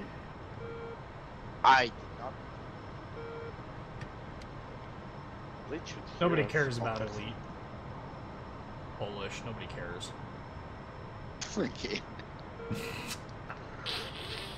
Who asked Rashinsky? Rashinsky, does anybody care about Poland? We have to wait. Yes. About 1 This minute. channel is incredible. Of course it is. We got all the history here, man. We got Russian history with Moon Puma. Yeah. Got Land Warriors. Actually. History. Silence, apparently. But yeah, what we're trying to build that kind of not only community but historically correct or not. Well, and that's just But it. Like I think the society where people can state their opinions and actually learn more about history. That's the main thing, because Absolutely. it pays to know your history, and it It doesn't. pays pay to not know your know history and learn from it. It's just not to dwell in it. yeah,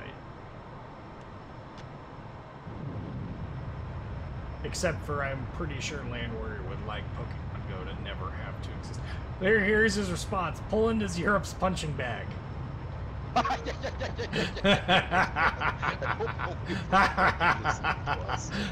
That was bad. Bliet! Where is Mr. Elite and Sko? Oh, Sko would go now. Right. That's a true statement. Just ask the Germans. Ew! And in other news, German band Rammstein simultaneously pissing off the whole world. Why? Because What they did made they a do song in which they portrayed Germans in when they had a scene in their newest song that took place in a concentration camp, and everybody threw a hissy fit because during that portion of the song they're talking about how they hate certain aspects of their history, but they're like they shouldn't be using the Holocaust as a point, as a promotional point, and it's like, oh my fuck. It's not that. I mean, They're it's talking good about that German somebody's history. It talking needs to be about, talked yeah. about. They need to freaking have that conversation. Like, well, but that's the thing looks that like nobody Neil's, talks 3 about o'clock. it, and they're at some points of the planet. I'm not going to be specific right now, but there's right now historical opinion that nothing was wrong with fascism. It was enlightened. Yeah, It was like a Rome. You and I agree on that totally. People don't realise just how fucking evil that fascism Yeah, was. that we forgot how many people died and everything. We Yep. forgot that in 1947 there was a Nuremberg Crime Tribunal who did put, that was an event that did to blame specifically fascism and what was done, because it was more than, I don't know how many millions of people, only Germans died, 16 millions. Oh, that's the problem today. Nobody I'm not wants to gonna have a even get the- conversation. 335, I'm not 89 going to get miles. even Russians in account, because part of it's my personal opinion that part of the, of course, there was a very heroic fight. I lost 2 grandfathers, but a lot of losses were due to, you will charge or I will kill you. Communist brown nosing or Stalin's not knowledge or incompetence. Of Or course, your with the commissar time, shooting you in the in your face because you Well- won't run at a machine gun in an Yeah, open something field like with that, no gun. And I'm saying that there was a lot of things like that, especially in 1941 and 1942, till the change of tactics. As a result, they even changed somehow uniform. and how they were differentiating. Believe it or not, in 1943 they introduced pogony, which is, I mean, you guys who were introduced to Russians, the pogons, they had a little symbolic. Before 42, 43, it was on the side of a sleeve and it was on the side of a collar, right? While pogon was on the shoulder identification. And that came from a Tsar's army. And all of a sudden they're introducing, and yet they're giving religion to people, and there was a lot of changes been done to make somehow people's life somewhere better. They even introduced, starting 1942, they introduced, they called it Stalin's 100 grams. They would give it before offensive or defensive or some kind of a fight. They would give it to soldiers to drink 100 grams of vodka. So, no, brave and everything. So a lot of things has been done, of course. I'm not, you know, it's hard to judge from our standpoint 70 years later, but again, I'm not embracing like amount of losses 3 o'clock. that has been done on the first two. Again, nothing was learned. There was a really disastrous Finnish war in 1940, where was a huge amount of losses. Nobody learned anything. Then, of course, Khankin goal was pretty good. Not so bad, but there were some bells and whistles that needed to be analyzed. Nobody analyzed that. And then, of course, 1941, here we go. Yeah, again, blaming only Stalin in that, it's hard because Stalin wasn't commanding every platoon, every battalion, and every division, and making all decisions there. But what he created environment that did that, yes, that's his definite blame. Same thing, Hitler created fascism. Stalin, yes, he was maybe international, but seriously, it wouldn't be any better than that. In case anybody was wondering, I just launched 2 AIM-54 Phoenixes at targets that are a very, very, very, very close range of 65 and 75 nautical miles. And this missile is currently going at 2,000 knots at 53,000 feet. You're gonna miss. This is a T-142. I ain't missing. Those guys are dead. Yeah, wait, how come that missile stopped, you know, engine stopped working? Because it has a 30-second... 20 seconds lead.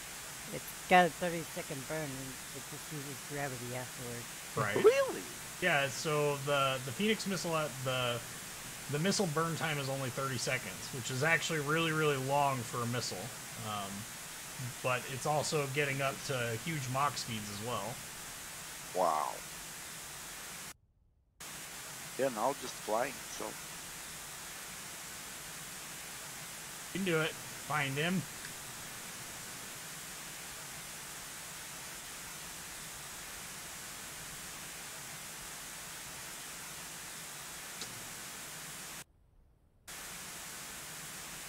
I think it got trashed. That's annoying. Edward, I totally agree. It's not an Italian guy. You got on the word fascism came from a fascia. Fascia, it was a stick which Romans were punishing slaves with. And actually controlling slaves back in the Roman Empire. But doesn't matter where did it come from, but nobody shares its values, of course, and it was condemned and everything. That's the bottom line. I don't think we got any kills with that. That's annoying. Told you you'd miss. I didn't miss. That's just it. I agree with you, Edward. It is Italians who made it. It's the Romans, to be precise. But they didn't make the fascism. For them, it was just a tool. Think. Ow. They're right here in front of me. They should be right here in front of me. Radar tracks are still right here.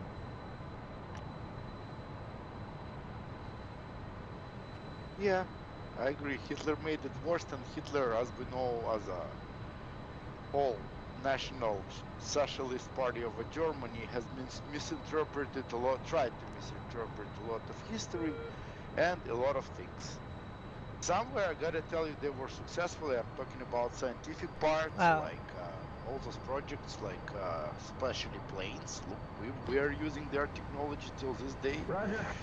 They went really forward on Unable. certain things, but the way how they were treating other Nails, people 2 on this o'clock. earth, no. We've got a bandit. Well, There, it's not 1 just o'clock. Hitler who made it 14 worse. miles. I mean, it takes a village to make an idiot a king. So Yeah.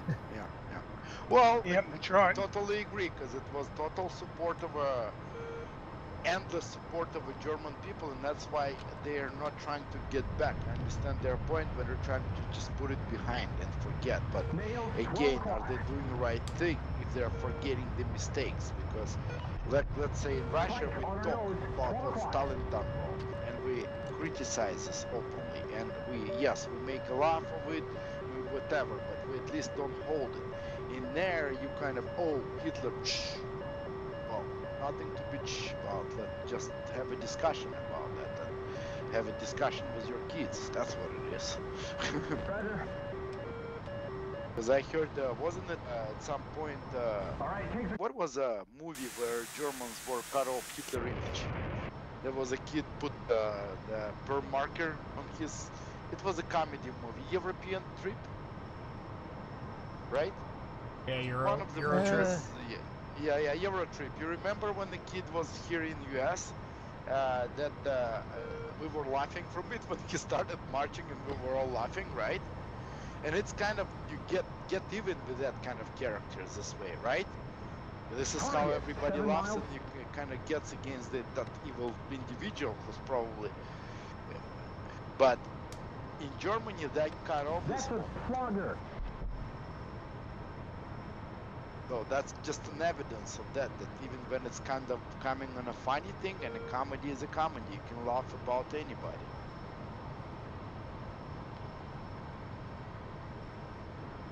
Get there, Phoenix, get there. miss. Not having good luck right now. Got him. Hitler was a good pitch giver. That could He was attract charismatic. Yes, charismatic. I don't think he was a good politician. Would be he a good politician, and would he think Germany would win? Okay. Somehow, but Unable. only bad politician calls on for war on two fronts with Well, major powers. He was charismatic, and he Right, okay. maximized on the fear mongering. We That's have a bandit. Raw. yeah, 355. that's what usually 51 does it. miles. He's locked. And the moment That's a Germany big started 23. doing bad on Target, Eastern Front, 9 this is miles. the moment He's when on the nose, Hitler spike, stopped 12 trusting his o'clock. own generals. It happened under Moscow, by the way, when he took control directly over the army. He shouldn't be doing that.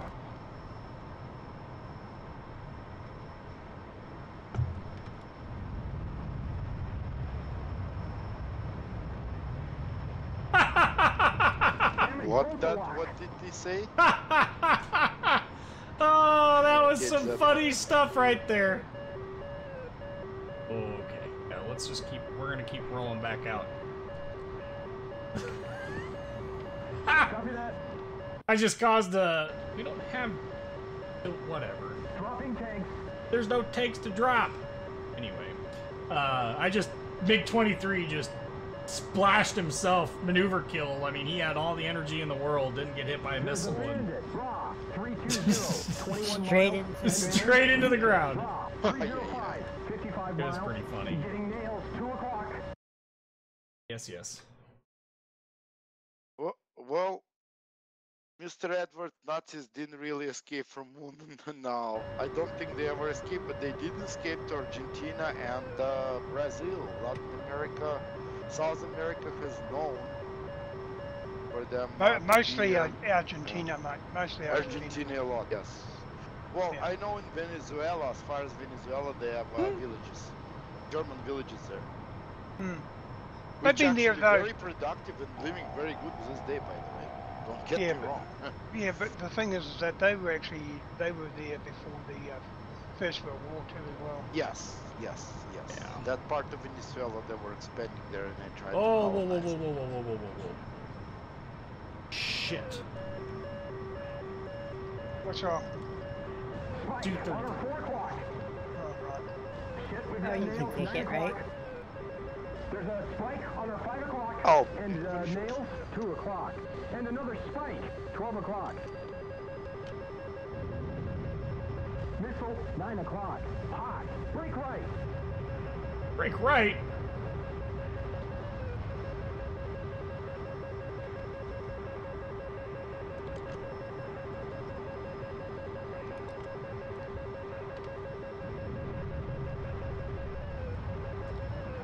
Hey, the sink rate's too high.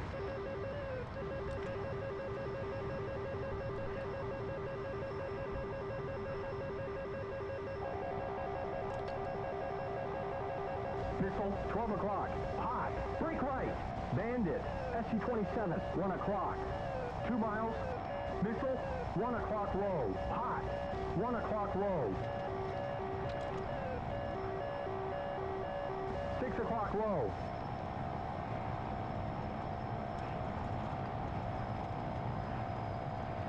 7 o'clock high.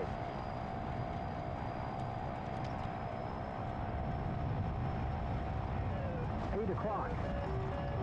Missile, 11 o'clock. Hot. We've been hit. Shit. We're hit. Heavy damage. 11 o'clock low. Lost both my engines. 8 o'clock Well, high. that sucks. That's usually not a good thing. Nope. Ejecting.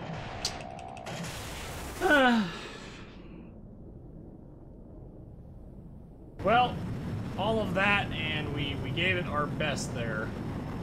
You know, it's just one of them things where we're just not on a server that has a lot of people for air support, so that doesn't help any.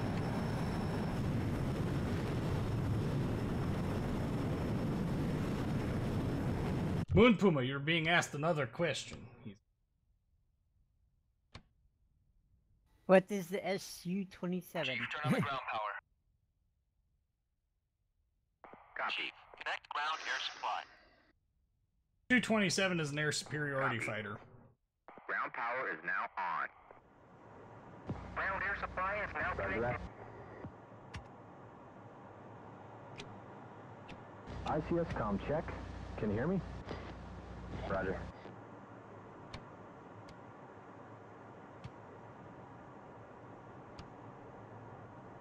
Yeah, unfortunately we weren't able to get the Tomcat over, and he got a heater off. Fucked. Closing canopy. Check. Happens. Really does happen. SU-20, Puma, you Okay, there? ready to start. Oh, he's muted. Must be calling. Duh!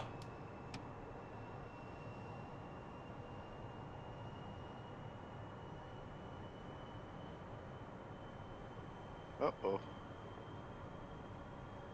You're on the ground. Puma. Ah. Wasn't the SU-27 designed to be a deterrent for the B-1B and B-52? I don't know. But B-50 is likely. I don't know, he was alt high. Had the capability to intercept at higher altitudes.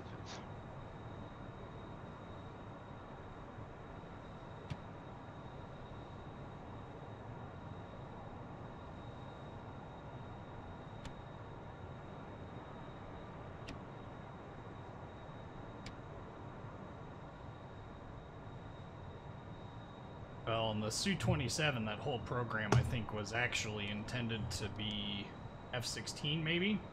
18 counter? Trying to remember.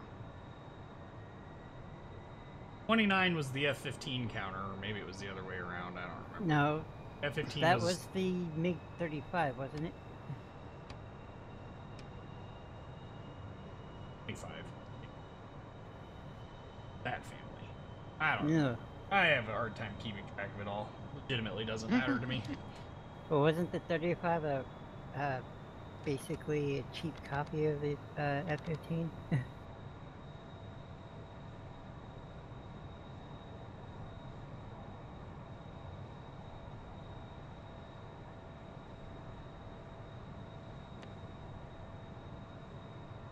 well, MiG-35 is a MiG-29. We've had this conversation before. I know we've had this conversation before.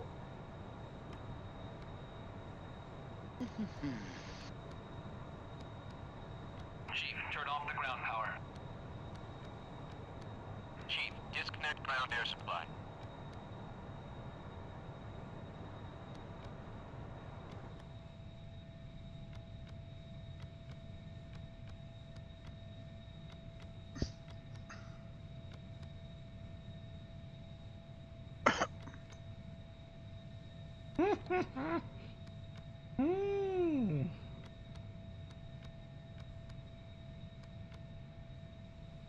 Uh-huh.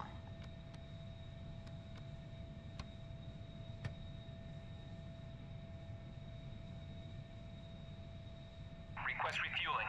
We're just gonna load up with bombs. Request rearming. We're just gonna be we're going full on bomb cat this time around.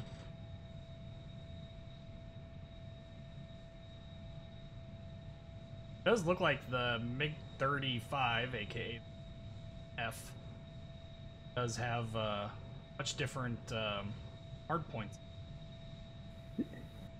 We playing Civ tonight, Puma? Yes. What is the most broken aircraft on DCS?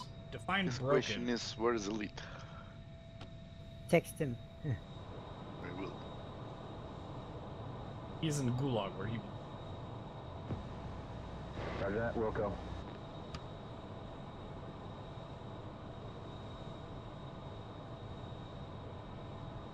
So what is the most overpowered aircraft in DCS? I really think the F-14 is really, really, really, really powerful in the right hands. May not be me, but I do think it is extremely powerful. Hard to deny that, given its combat capability. Wow. As far as broken is concerned, I mean, it right now is the most heavily detailed and modeled aircraft in the game. Broken, overpowered as fuck. Okay, well, I mean, sometimes people mean different things by broken.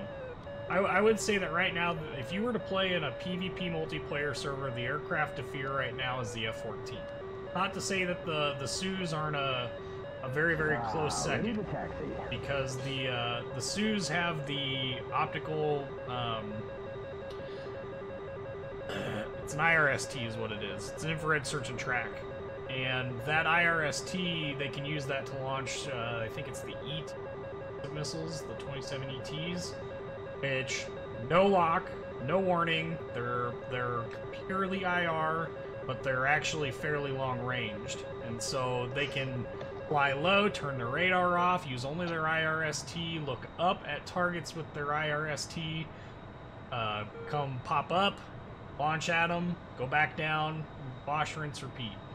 The only thing that can really root them out right now is a very high-flying F-14 with its AUG-9 pointed down, but in order to do that, you need a human Rio. So, a bit rough.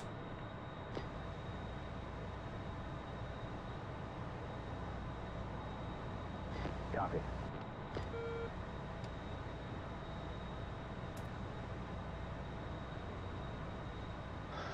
Copy.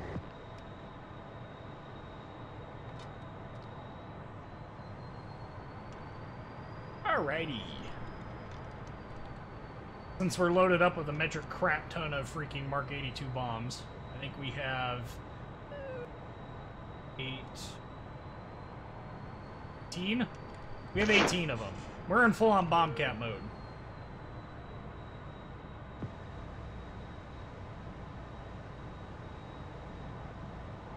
Yes, sir.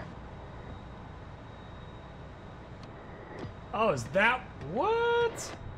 That's where the freaking drop tanks freaking thing is at. No wonder I've been struggling to find it on the freaking menu system. Because it only comes up when you're like super low. I don't think the OB-10 is in the game. But the A-10, you've got two different versions of the A-10 in the game. An A model and a C model.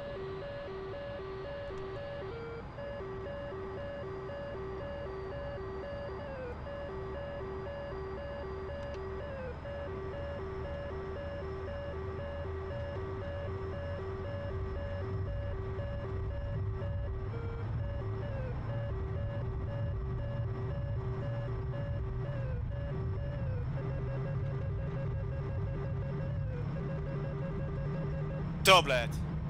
Tuka. Friendly 190. Oh 21 no, it's miles. him. Angels 21. Nobody- And a friendly nobody Bra cares. 245, 39 miles. And a friendly Bra 220, 41 miles. Angels 5. Hey, You know- wake up. Uh-oh. Apparently I'm a jerk face or something. Who's a jerk face? Lead says to eat a dick. Oh, yay. So original. Roger. Roger. Hey, wake up. I wish I could be unoriginal like you and bother me while I'm freaking, you know, doing my thing. That's cool. I've got nails 4 o'clock. Okay. Alright, do you want me to start the New new expansion on hard, or what? New king, Ah, please. sure. Yes. Friendly Tomcat 6 o'clock row. 4 miles. Actually, let me go fucking, Roger. Land Warrior, you start up, and then, I'm gonna go fucking wash my hands. I just got He's done blocking fucking us nuking 3 the o'clock. house. That's neat. Sure. That's why you need to wash your hands. Yeah, you got me. I was jerking off to fucking Whiskey's mom. No, he was committing atrocities. He was spraying chemical weapons Yes, mass destruction. on a spray mobile.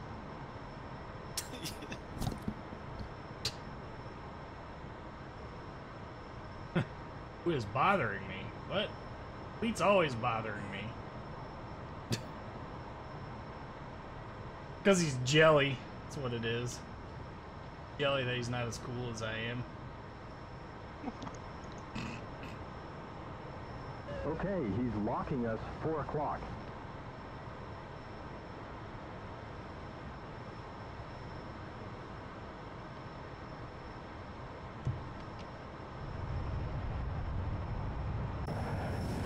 Look at this bomb load. Just look at it. nice, So many bombs. Nice flight pattern over Dubai there. What? Oh yeah, screw 'em. This is a war zone right now. We're about to go bomb something in the area. So, How about I mean, some of those hotels there? what do we want to see? Like a low altitude there's flight one big- over? Yeah, there's one big hotel up there. It's hard to miss, Whiskey. Yeah. Yeah, Well, yeah. It's up there nearby that beautiful island they made. It's next to it. Oh, Big that's island. nice shot of all your bombs. You're passing this island on your right. Yeah, I know. There's a couple of them. You can hit the island, you ain't gonna miss. Aim for the rich Saudi asshole. Which one? Exactly. Oh, Spike 5 o'clock. Carpet bomb. Oh, there's not going to be any carpet bombing. Yeah, this game needs to introduce B-52. It's in the game as an AI unit. How much? 500 bucks? No, AI unit. Well, AI, yeah. See? Be nice that you fly B-52s. Just take off. Get closer to the island. Ay.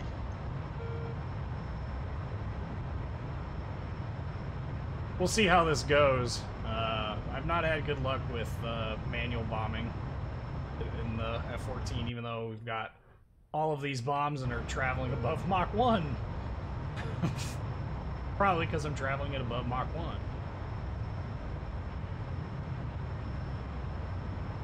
Yep, this is going to be a good time. I just know it.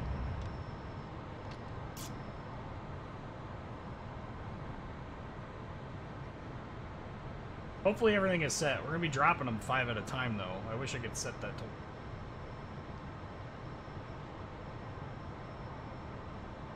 Okay, there's dirt 12 o'clock. Okay. What is a 19? We're going to go up. We're going to go up and we're going to come down on this thing and we're Said going to... invite Puma. Roger. That's nice. Now he's locking us 6 o'clock. Okay.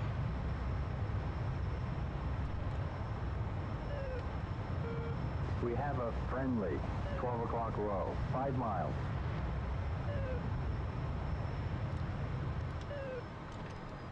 Can you rename your co-pilot? No.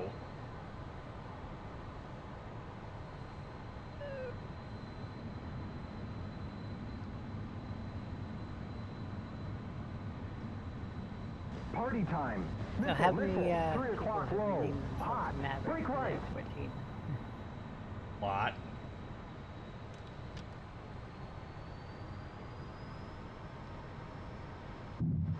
Whoa, mud. 2 o'clock. And mud, 1 o'clock. And mud, 9 o'clock. Bombs should have impacted. Land warrior. Yes. Gotta turn something off. What? It says cheap cheat map editor. What? Yes. You have it enabled in Hold on. 6.6.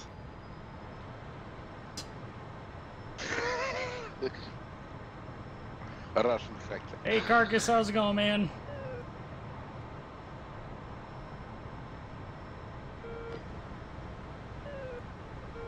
Wilco.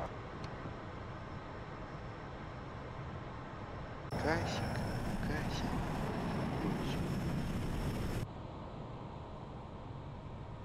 Well, I know I dropped the freaking bombs, but the game was like, nope, you didn't. Good job, though. Where's my Stukas? Or like, where's the Suka siren at? Suka Bliet. That's right, boom, boom. Yes, sir.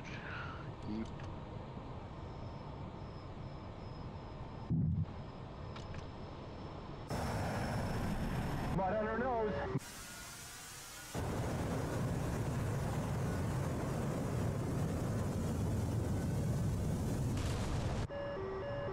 Killed some infantry. Woohoo! What the dickens? It said air join in multiplayer session. Good. Don't join that one. Sent to you. Join as an second. invite. Okay, okay.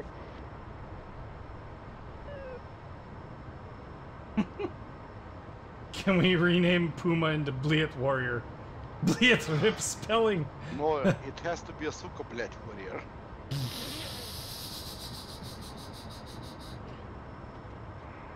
Ah, you're gonna play Cleopatra, huh? If you guys are gonna do that, can you find a different room for next half hour Yeah. anyway? Thanks. The Wonder Builder. That way I don't have to talk over you. User left your channel. User left your channel. They're naked. That's fine. I will survive, I promise. I think the first time when I dropped my bombs, I do think it actually User counted joined them your as a channel. dud. Puma, Ah, oi. move up to Sid. User left your channel. Okay. Hold on. It's a mist. User left your channel.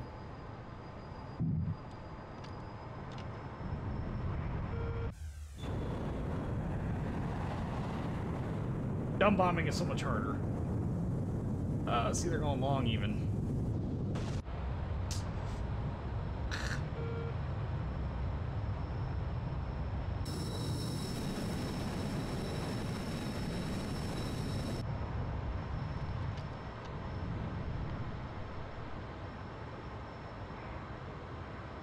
Oh yes, and ground kills. Ugh.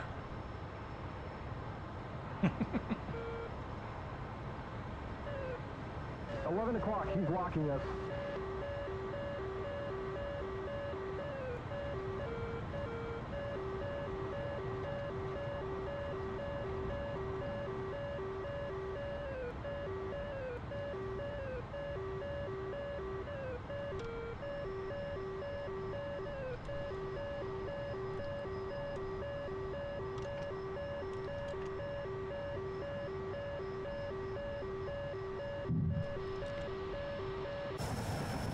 We're gonna get him. I just know it. Really? That's what I want.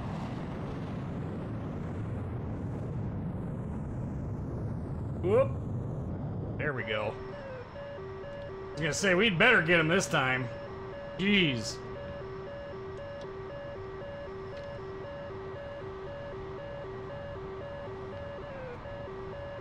Except for, did we not kill him, or what's the deal?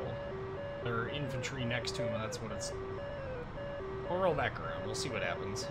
We got a couple more passes, I think. We got 2 more passes, I think. Wilco. Oh, there's new smoke target.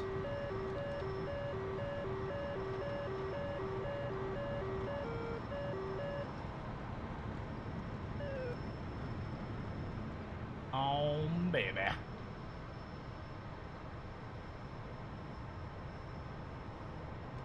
Okay, we're on. Missile, 12 o'clock low. Hot. Break right. Shit! Well, that actually was a... Oh shit, we took heavy damage. Mud, 12 o'clock. Shit, there's mud, 1 o'clock.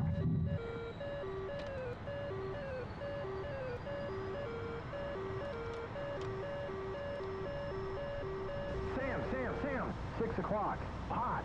Missile, 5 o'clock high. Break left. Yeah, we lost our INS. Still got we still got engines, though. What the seriously? Why am I not dispensing anything? That's what I want to know. This sucks. This sucks! Yep, we're out. Right into the pavement too, nonetheless. That's pretty crazy. The fact that I couldn't drop any flares. So here's what we're gonna do. I'm gonna go load up my my lantern pod one. I'm gonna show you some laser bombing stuff using the lantern pod and self-lasing. We'll finish up with that. Shouldn't take too long to get to. So.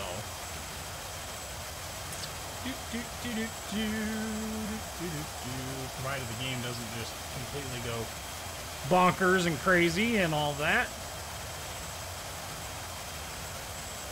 Oh, come on. Yeah, there you go.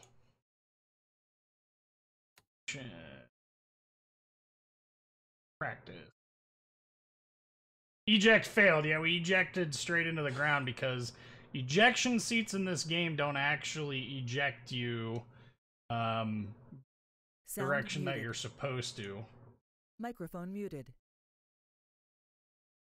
So, this mission is fairly simple and straightforward. Basically, what I've done is I've created a rather simple mission here, which all I need to do is this, so that we're in autopilot. And we can switch to the Rio seat now. Turn our console displays.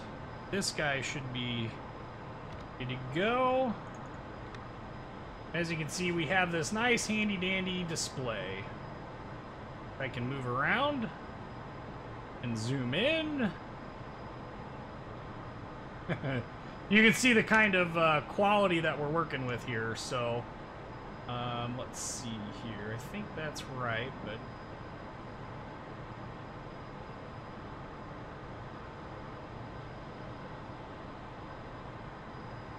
so, the Lantern pod is a very interesting pod in that, get him, change it from white hot to black hot. Can do some rate tracking and all of that, but it really comes down to needing to select all of our stuff. So we need to come over here, change our weapon selector to GBU 16. We need nose and tail. We're going to drop one at a time. Select them. Their codes should be set to 1688, yeah. So our code is down here. If you've not seen... Hang on one second, let me use the screen again. If you have not seen the Red Kite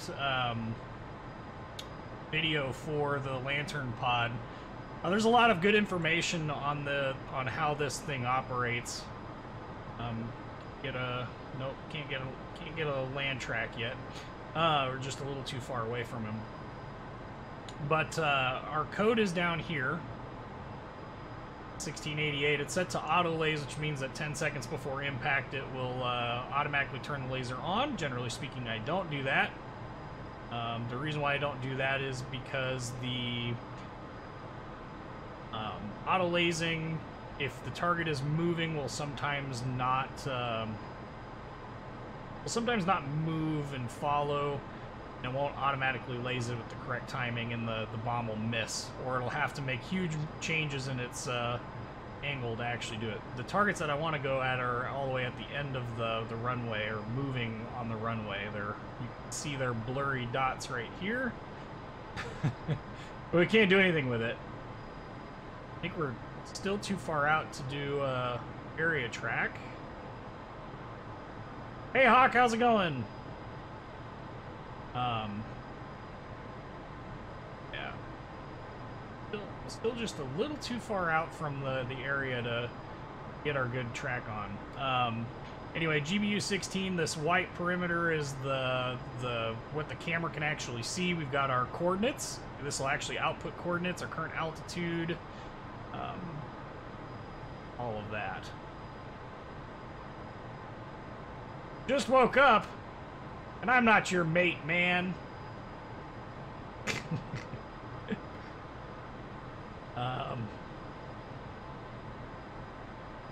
Still working on getting just a little bit closer.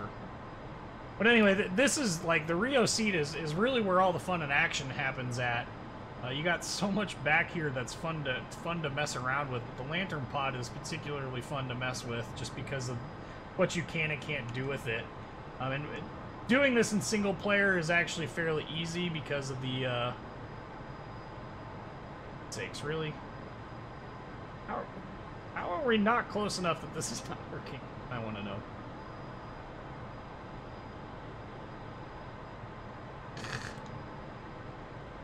Oh, I know why it's not working, because we're not in air to ground mode.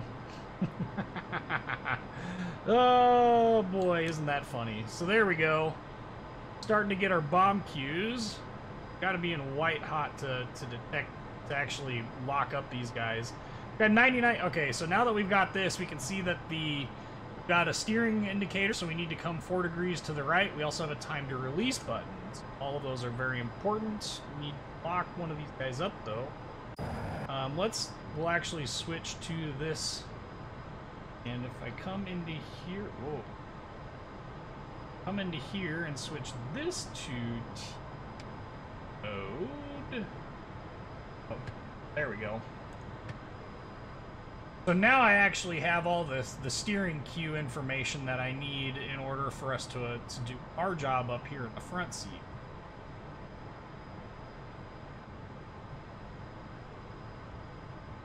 Pull back out. Okay, switch back to the Rio seat.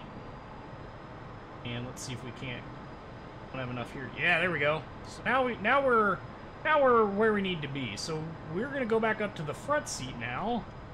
You can see here we've got need to come to the left a smidge. But we got 33 seconds until we get to release our laser guided bomb.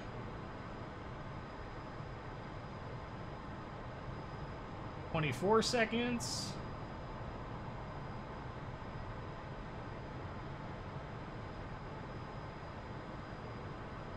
15 seconds.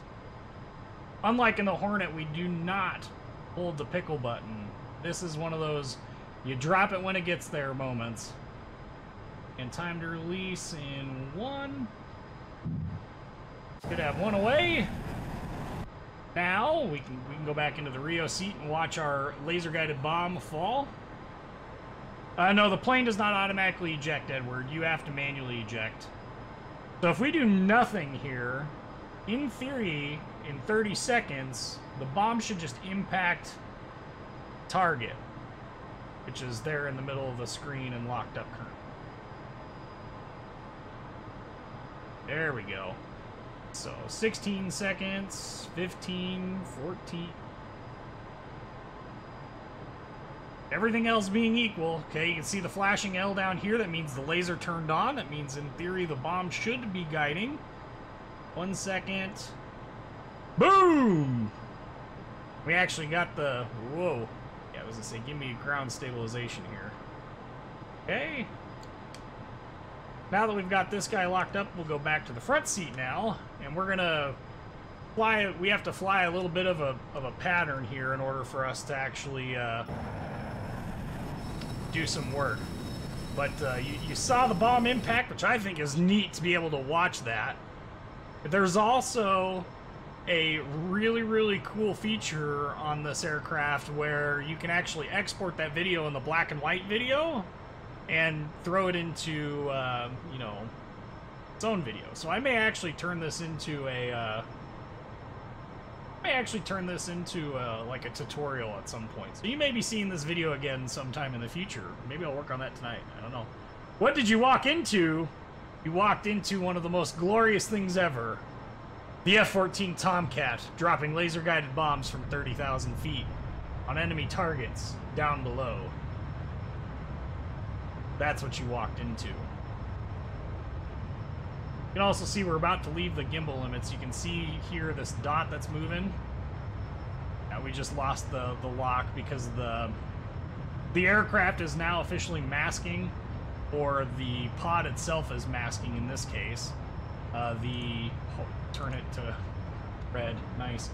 The pod itself is masking the laser, so it won't actually traverse that far. But once we start turning around, we can actually can see a little bit better what needs to happen here. But we're gonna take our time turning around. One, there's nothing else in this mission to really worry too much about, but two, we need to give ourselves plenty of time to reacquire the target in the lantern pod and then get ourselves correctly steering to the right point. So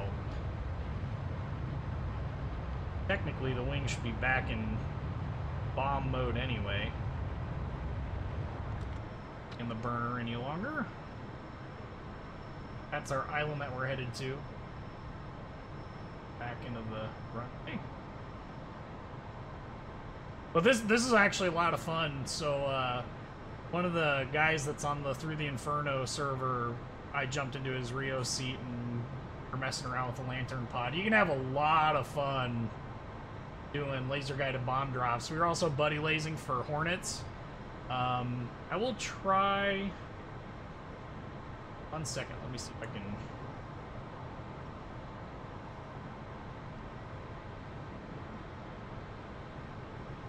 Yeah, it's fine. Sam. Noosh.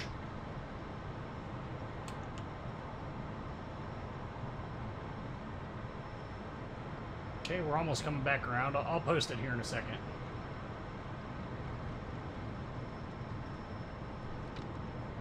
Really? Why are you shaking so bad?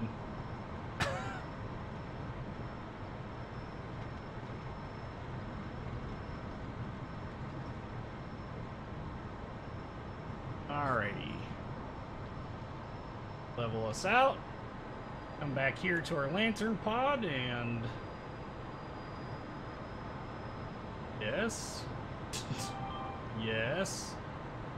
But he is emailing me. That's gotta be. That's not a target.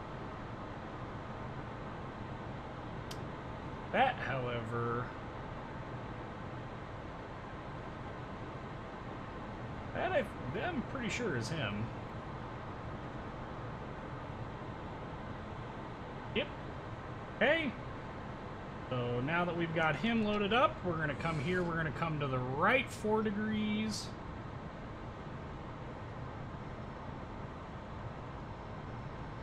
Pull back out.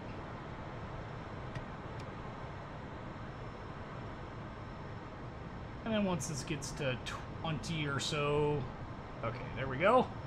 Now we're back and ready again for another release. Our Tomcat is being exceptionally weird right now. 3 seconds, 2, 1. Bombs away. Back here.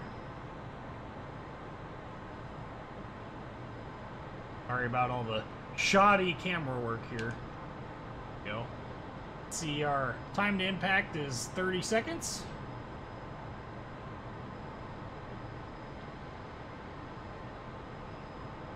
This is always fun. I always enjoy this. It doesn't seem like this would be a terribly enjoyable thing to do. But when you're in a really, really target-rich environment, you've got a lot of people that are able to use your laser code, because you can laser code for just about anything. Okay, so the laser's on again. You can drop this laser code so long as like a Hornet or a Harrier inputs this code. Yep, 1688. You can actually do quite a lot with it, and we were having a really good time just lasing up for buddies. I mean, it was an insane amount of fun. Oh, come on. Yeah, there's... we're a bit far away from that guy. I love how... Oh, it's because we're still in bomb mode. But, anywho. Okay, so that was bomb number 2. Now it's time for us to sweep these guys back out.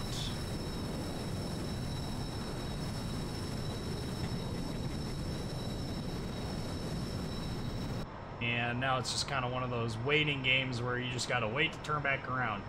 But when you get when you're doing your lasing for other aircraft, you can actually sit in a right-hand orbit and continuously laze. So what Death by Sibian was doing in the video is he was actually here, I'll post the video. It should be coming to you here pretty soon.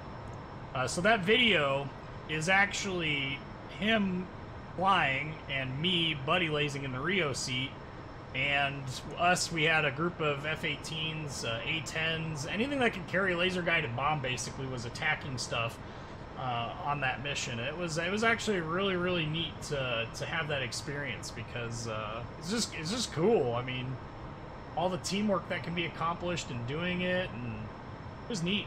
I really enjoyed it. But anyway, that's his video there. That's not mine. I don't make any claim to it aside from my involvement in the back seat. I wasn't recording, which stinks. Can you fire and forget with bombs? Not with laser-guided munitions. You can with dumb bombs, but there's no guidance, so that's fairly obvious.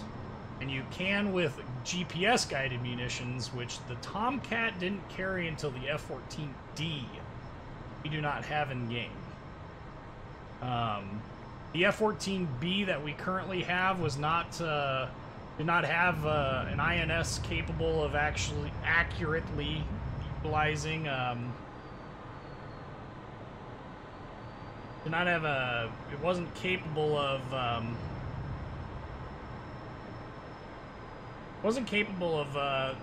using the INS to actually get accurate GPS coordinates.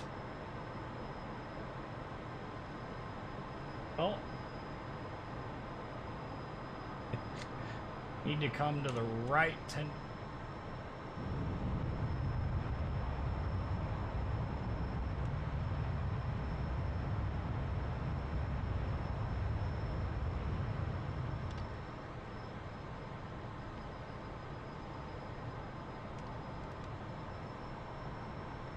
Okay. Let's see if we can't go. We got ourselves a contrast lock. Now it's once again the same thing.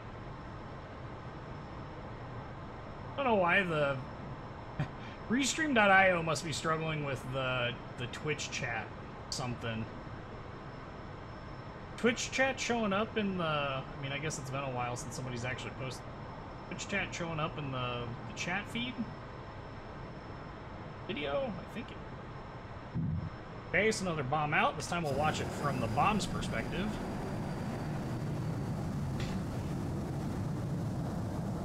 So eventually the bomb will actually overfly a little bit of the target.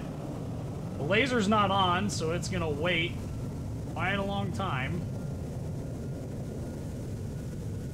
It just seems like it's going to miss, and it seems like it's going to miss, but then it points its nose once the laser turns on, it'll make a fairly large... This one? Gotta come right quite a ways, so I don't know. We'll see what happens. You never know.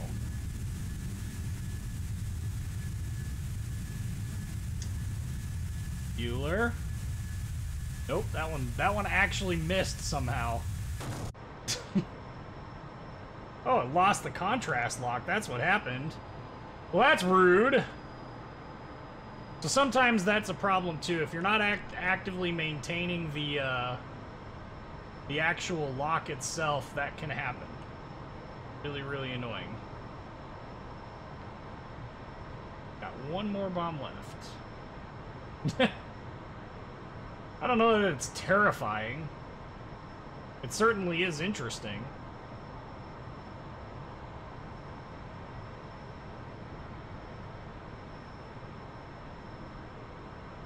We're gonna fly out just a little ways here first. No reason to get in a big hurry. Try and turn around. Just fly out. Let things kind of warm up a little bit. Turn around. So anyway, here's the Rio cockpit. I mean, this is where our radar display would be. So if I switch this back to here, this is our radar display. I can control the cursor on it and the hand control unit to figure things out, or I can switch us back over to the lantern pod and I can do something similar. Here you can see we've got ground locked up, but yeah, we just went out of range on the camera, so it blacks out. But all of your radar controls and stuff are over here. Of course, you got RWR, you've got backup gauges for the front seat. This is your, what do they call it? Doors management system, I think is what they call it. Anyway, you can see here's the aircraft. So here's your 4 pylons in the undersection. Here's the 2 wing pylons. You can't jettison the Sidewinder, so that's not an option. Computer access panel. You've got radar controls over here for the width of the beam, the number of altitude bars. This is the stick for the lantern pod. All of your countermeasure stuff is over here. Your countermeasure panel is here, so you can see we got 40 chaff, 60 flare. It's actually 80 chaff and 120 flare, by the way. This here is your data link, so you can see other targets. Far enough away. Let's back around now.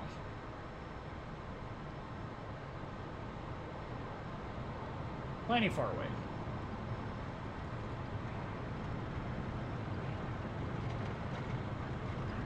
Yes, you're an F-14 Tomcat at high altitude. I understand you don't want to turn. It's okay. Okay. See the AOA meter right here is pegged. Jeez. Tomcats can be kind of finicky.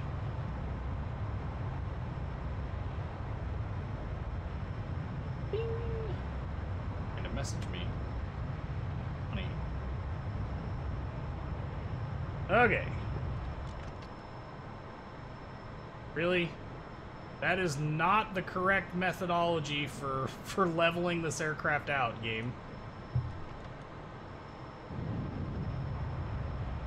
Like the burners because being a goober.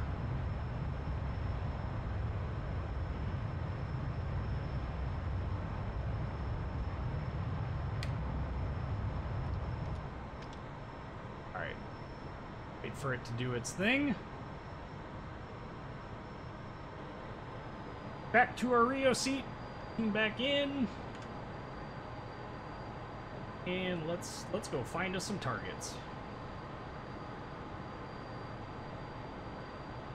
Oh yeah, we were trying to bomb the other things. Too far away on the laser still yet. Talking to the plane so it doesn't go crazy. Well, I mean, come on now. This is an F-14 Tomcat we're talking about here. It can be a very finicky plane. Not careful.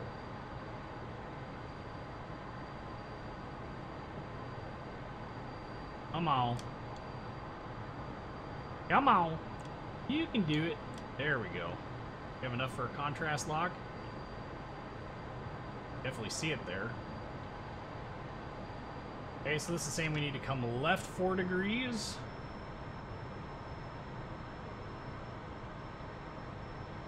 Left.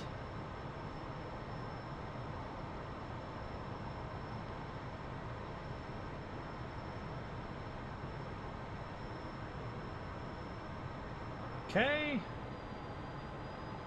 Now we got ourselves a contrast lock. We'll switch back up to the front seat.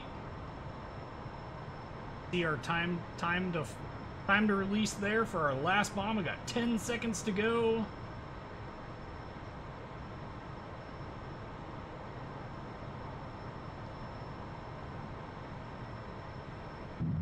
Boink.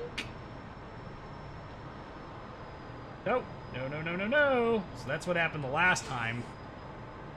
We're gonna go ahead and we're gonna send the laser anyway. That should actually get it on target. It should latch onto it pretty soon here. There it goes. So it's definitely on now. So we'll just keep this here. We'll just keep it latched and we'll keep it going.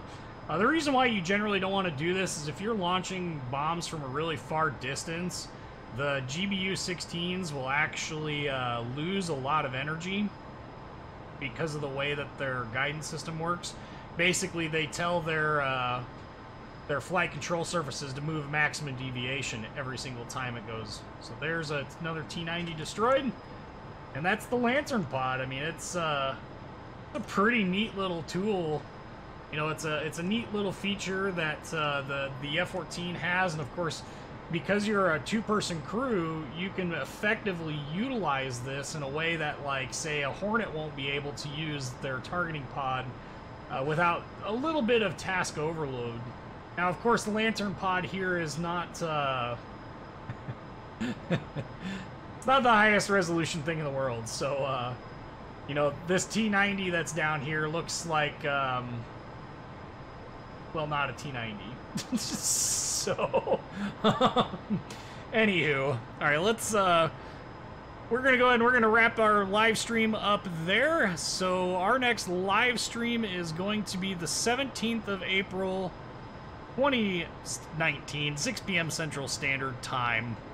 That is going to be World of Warships action. If you want more DCS World action, April 23rd is our next DCS World live stream.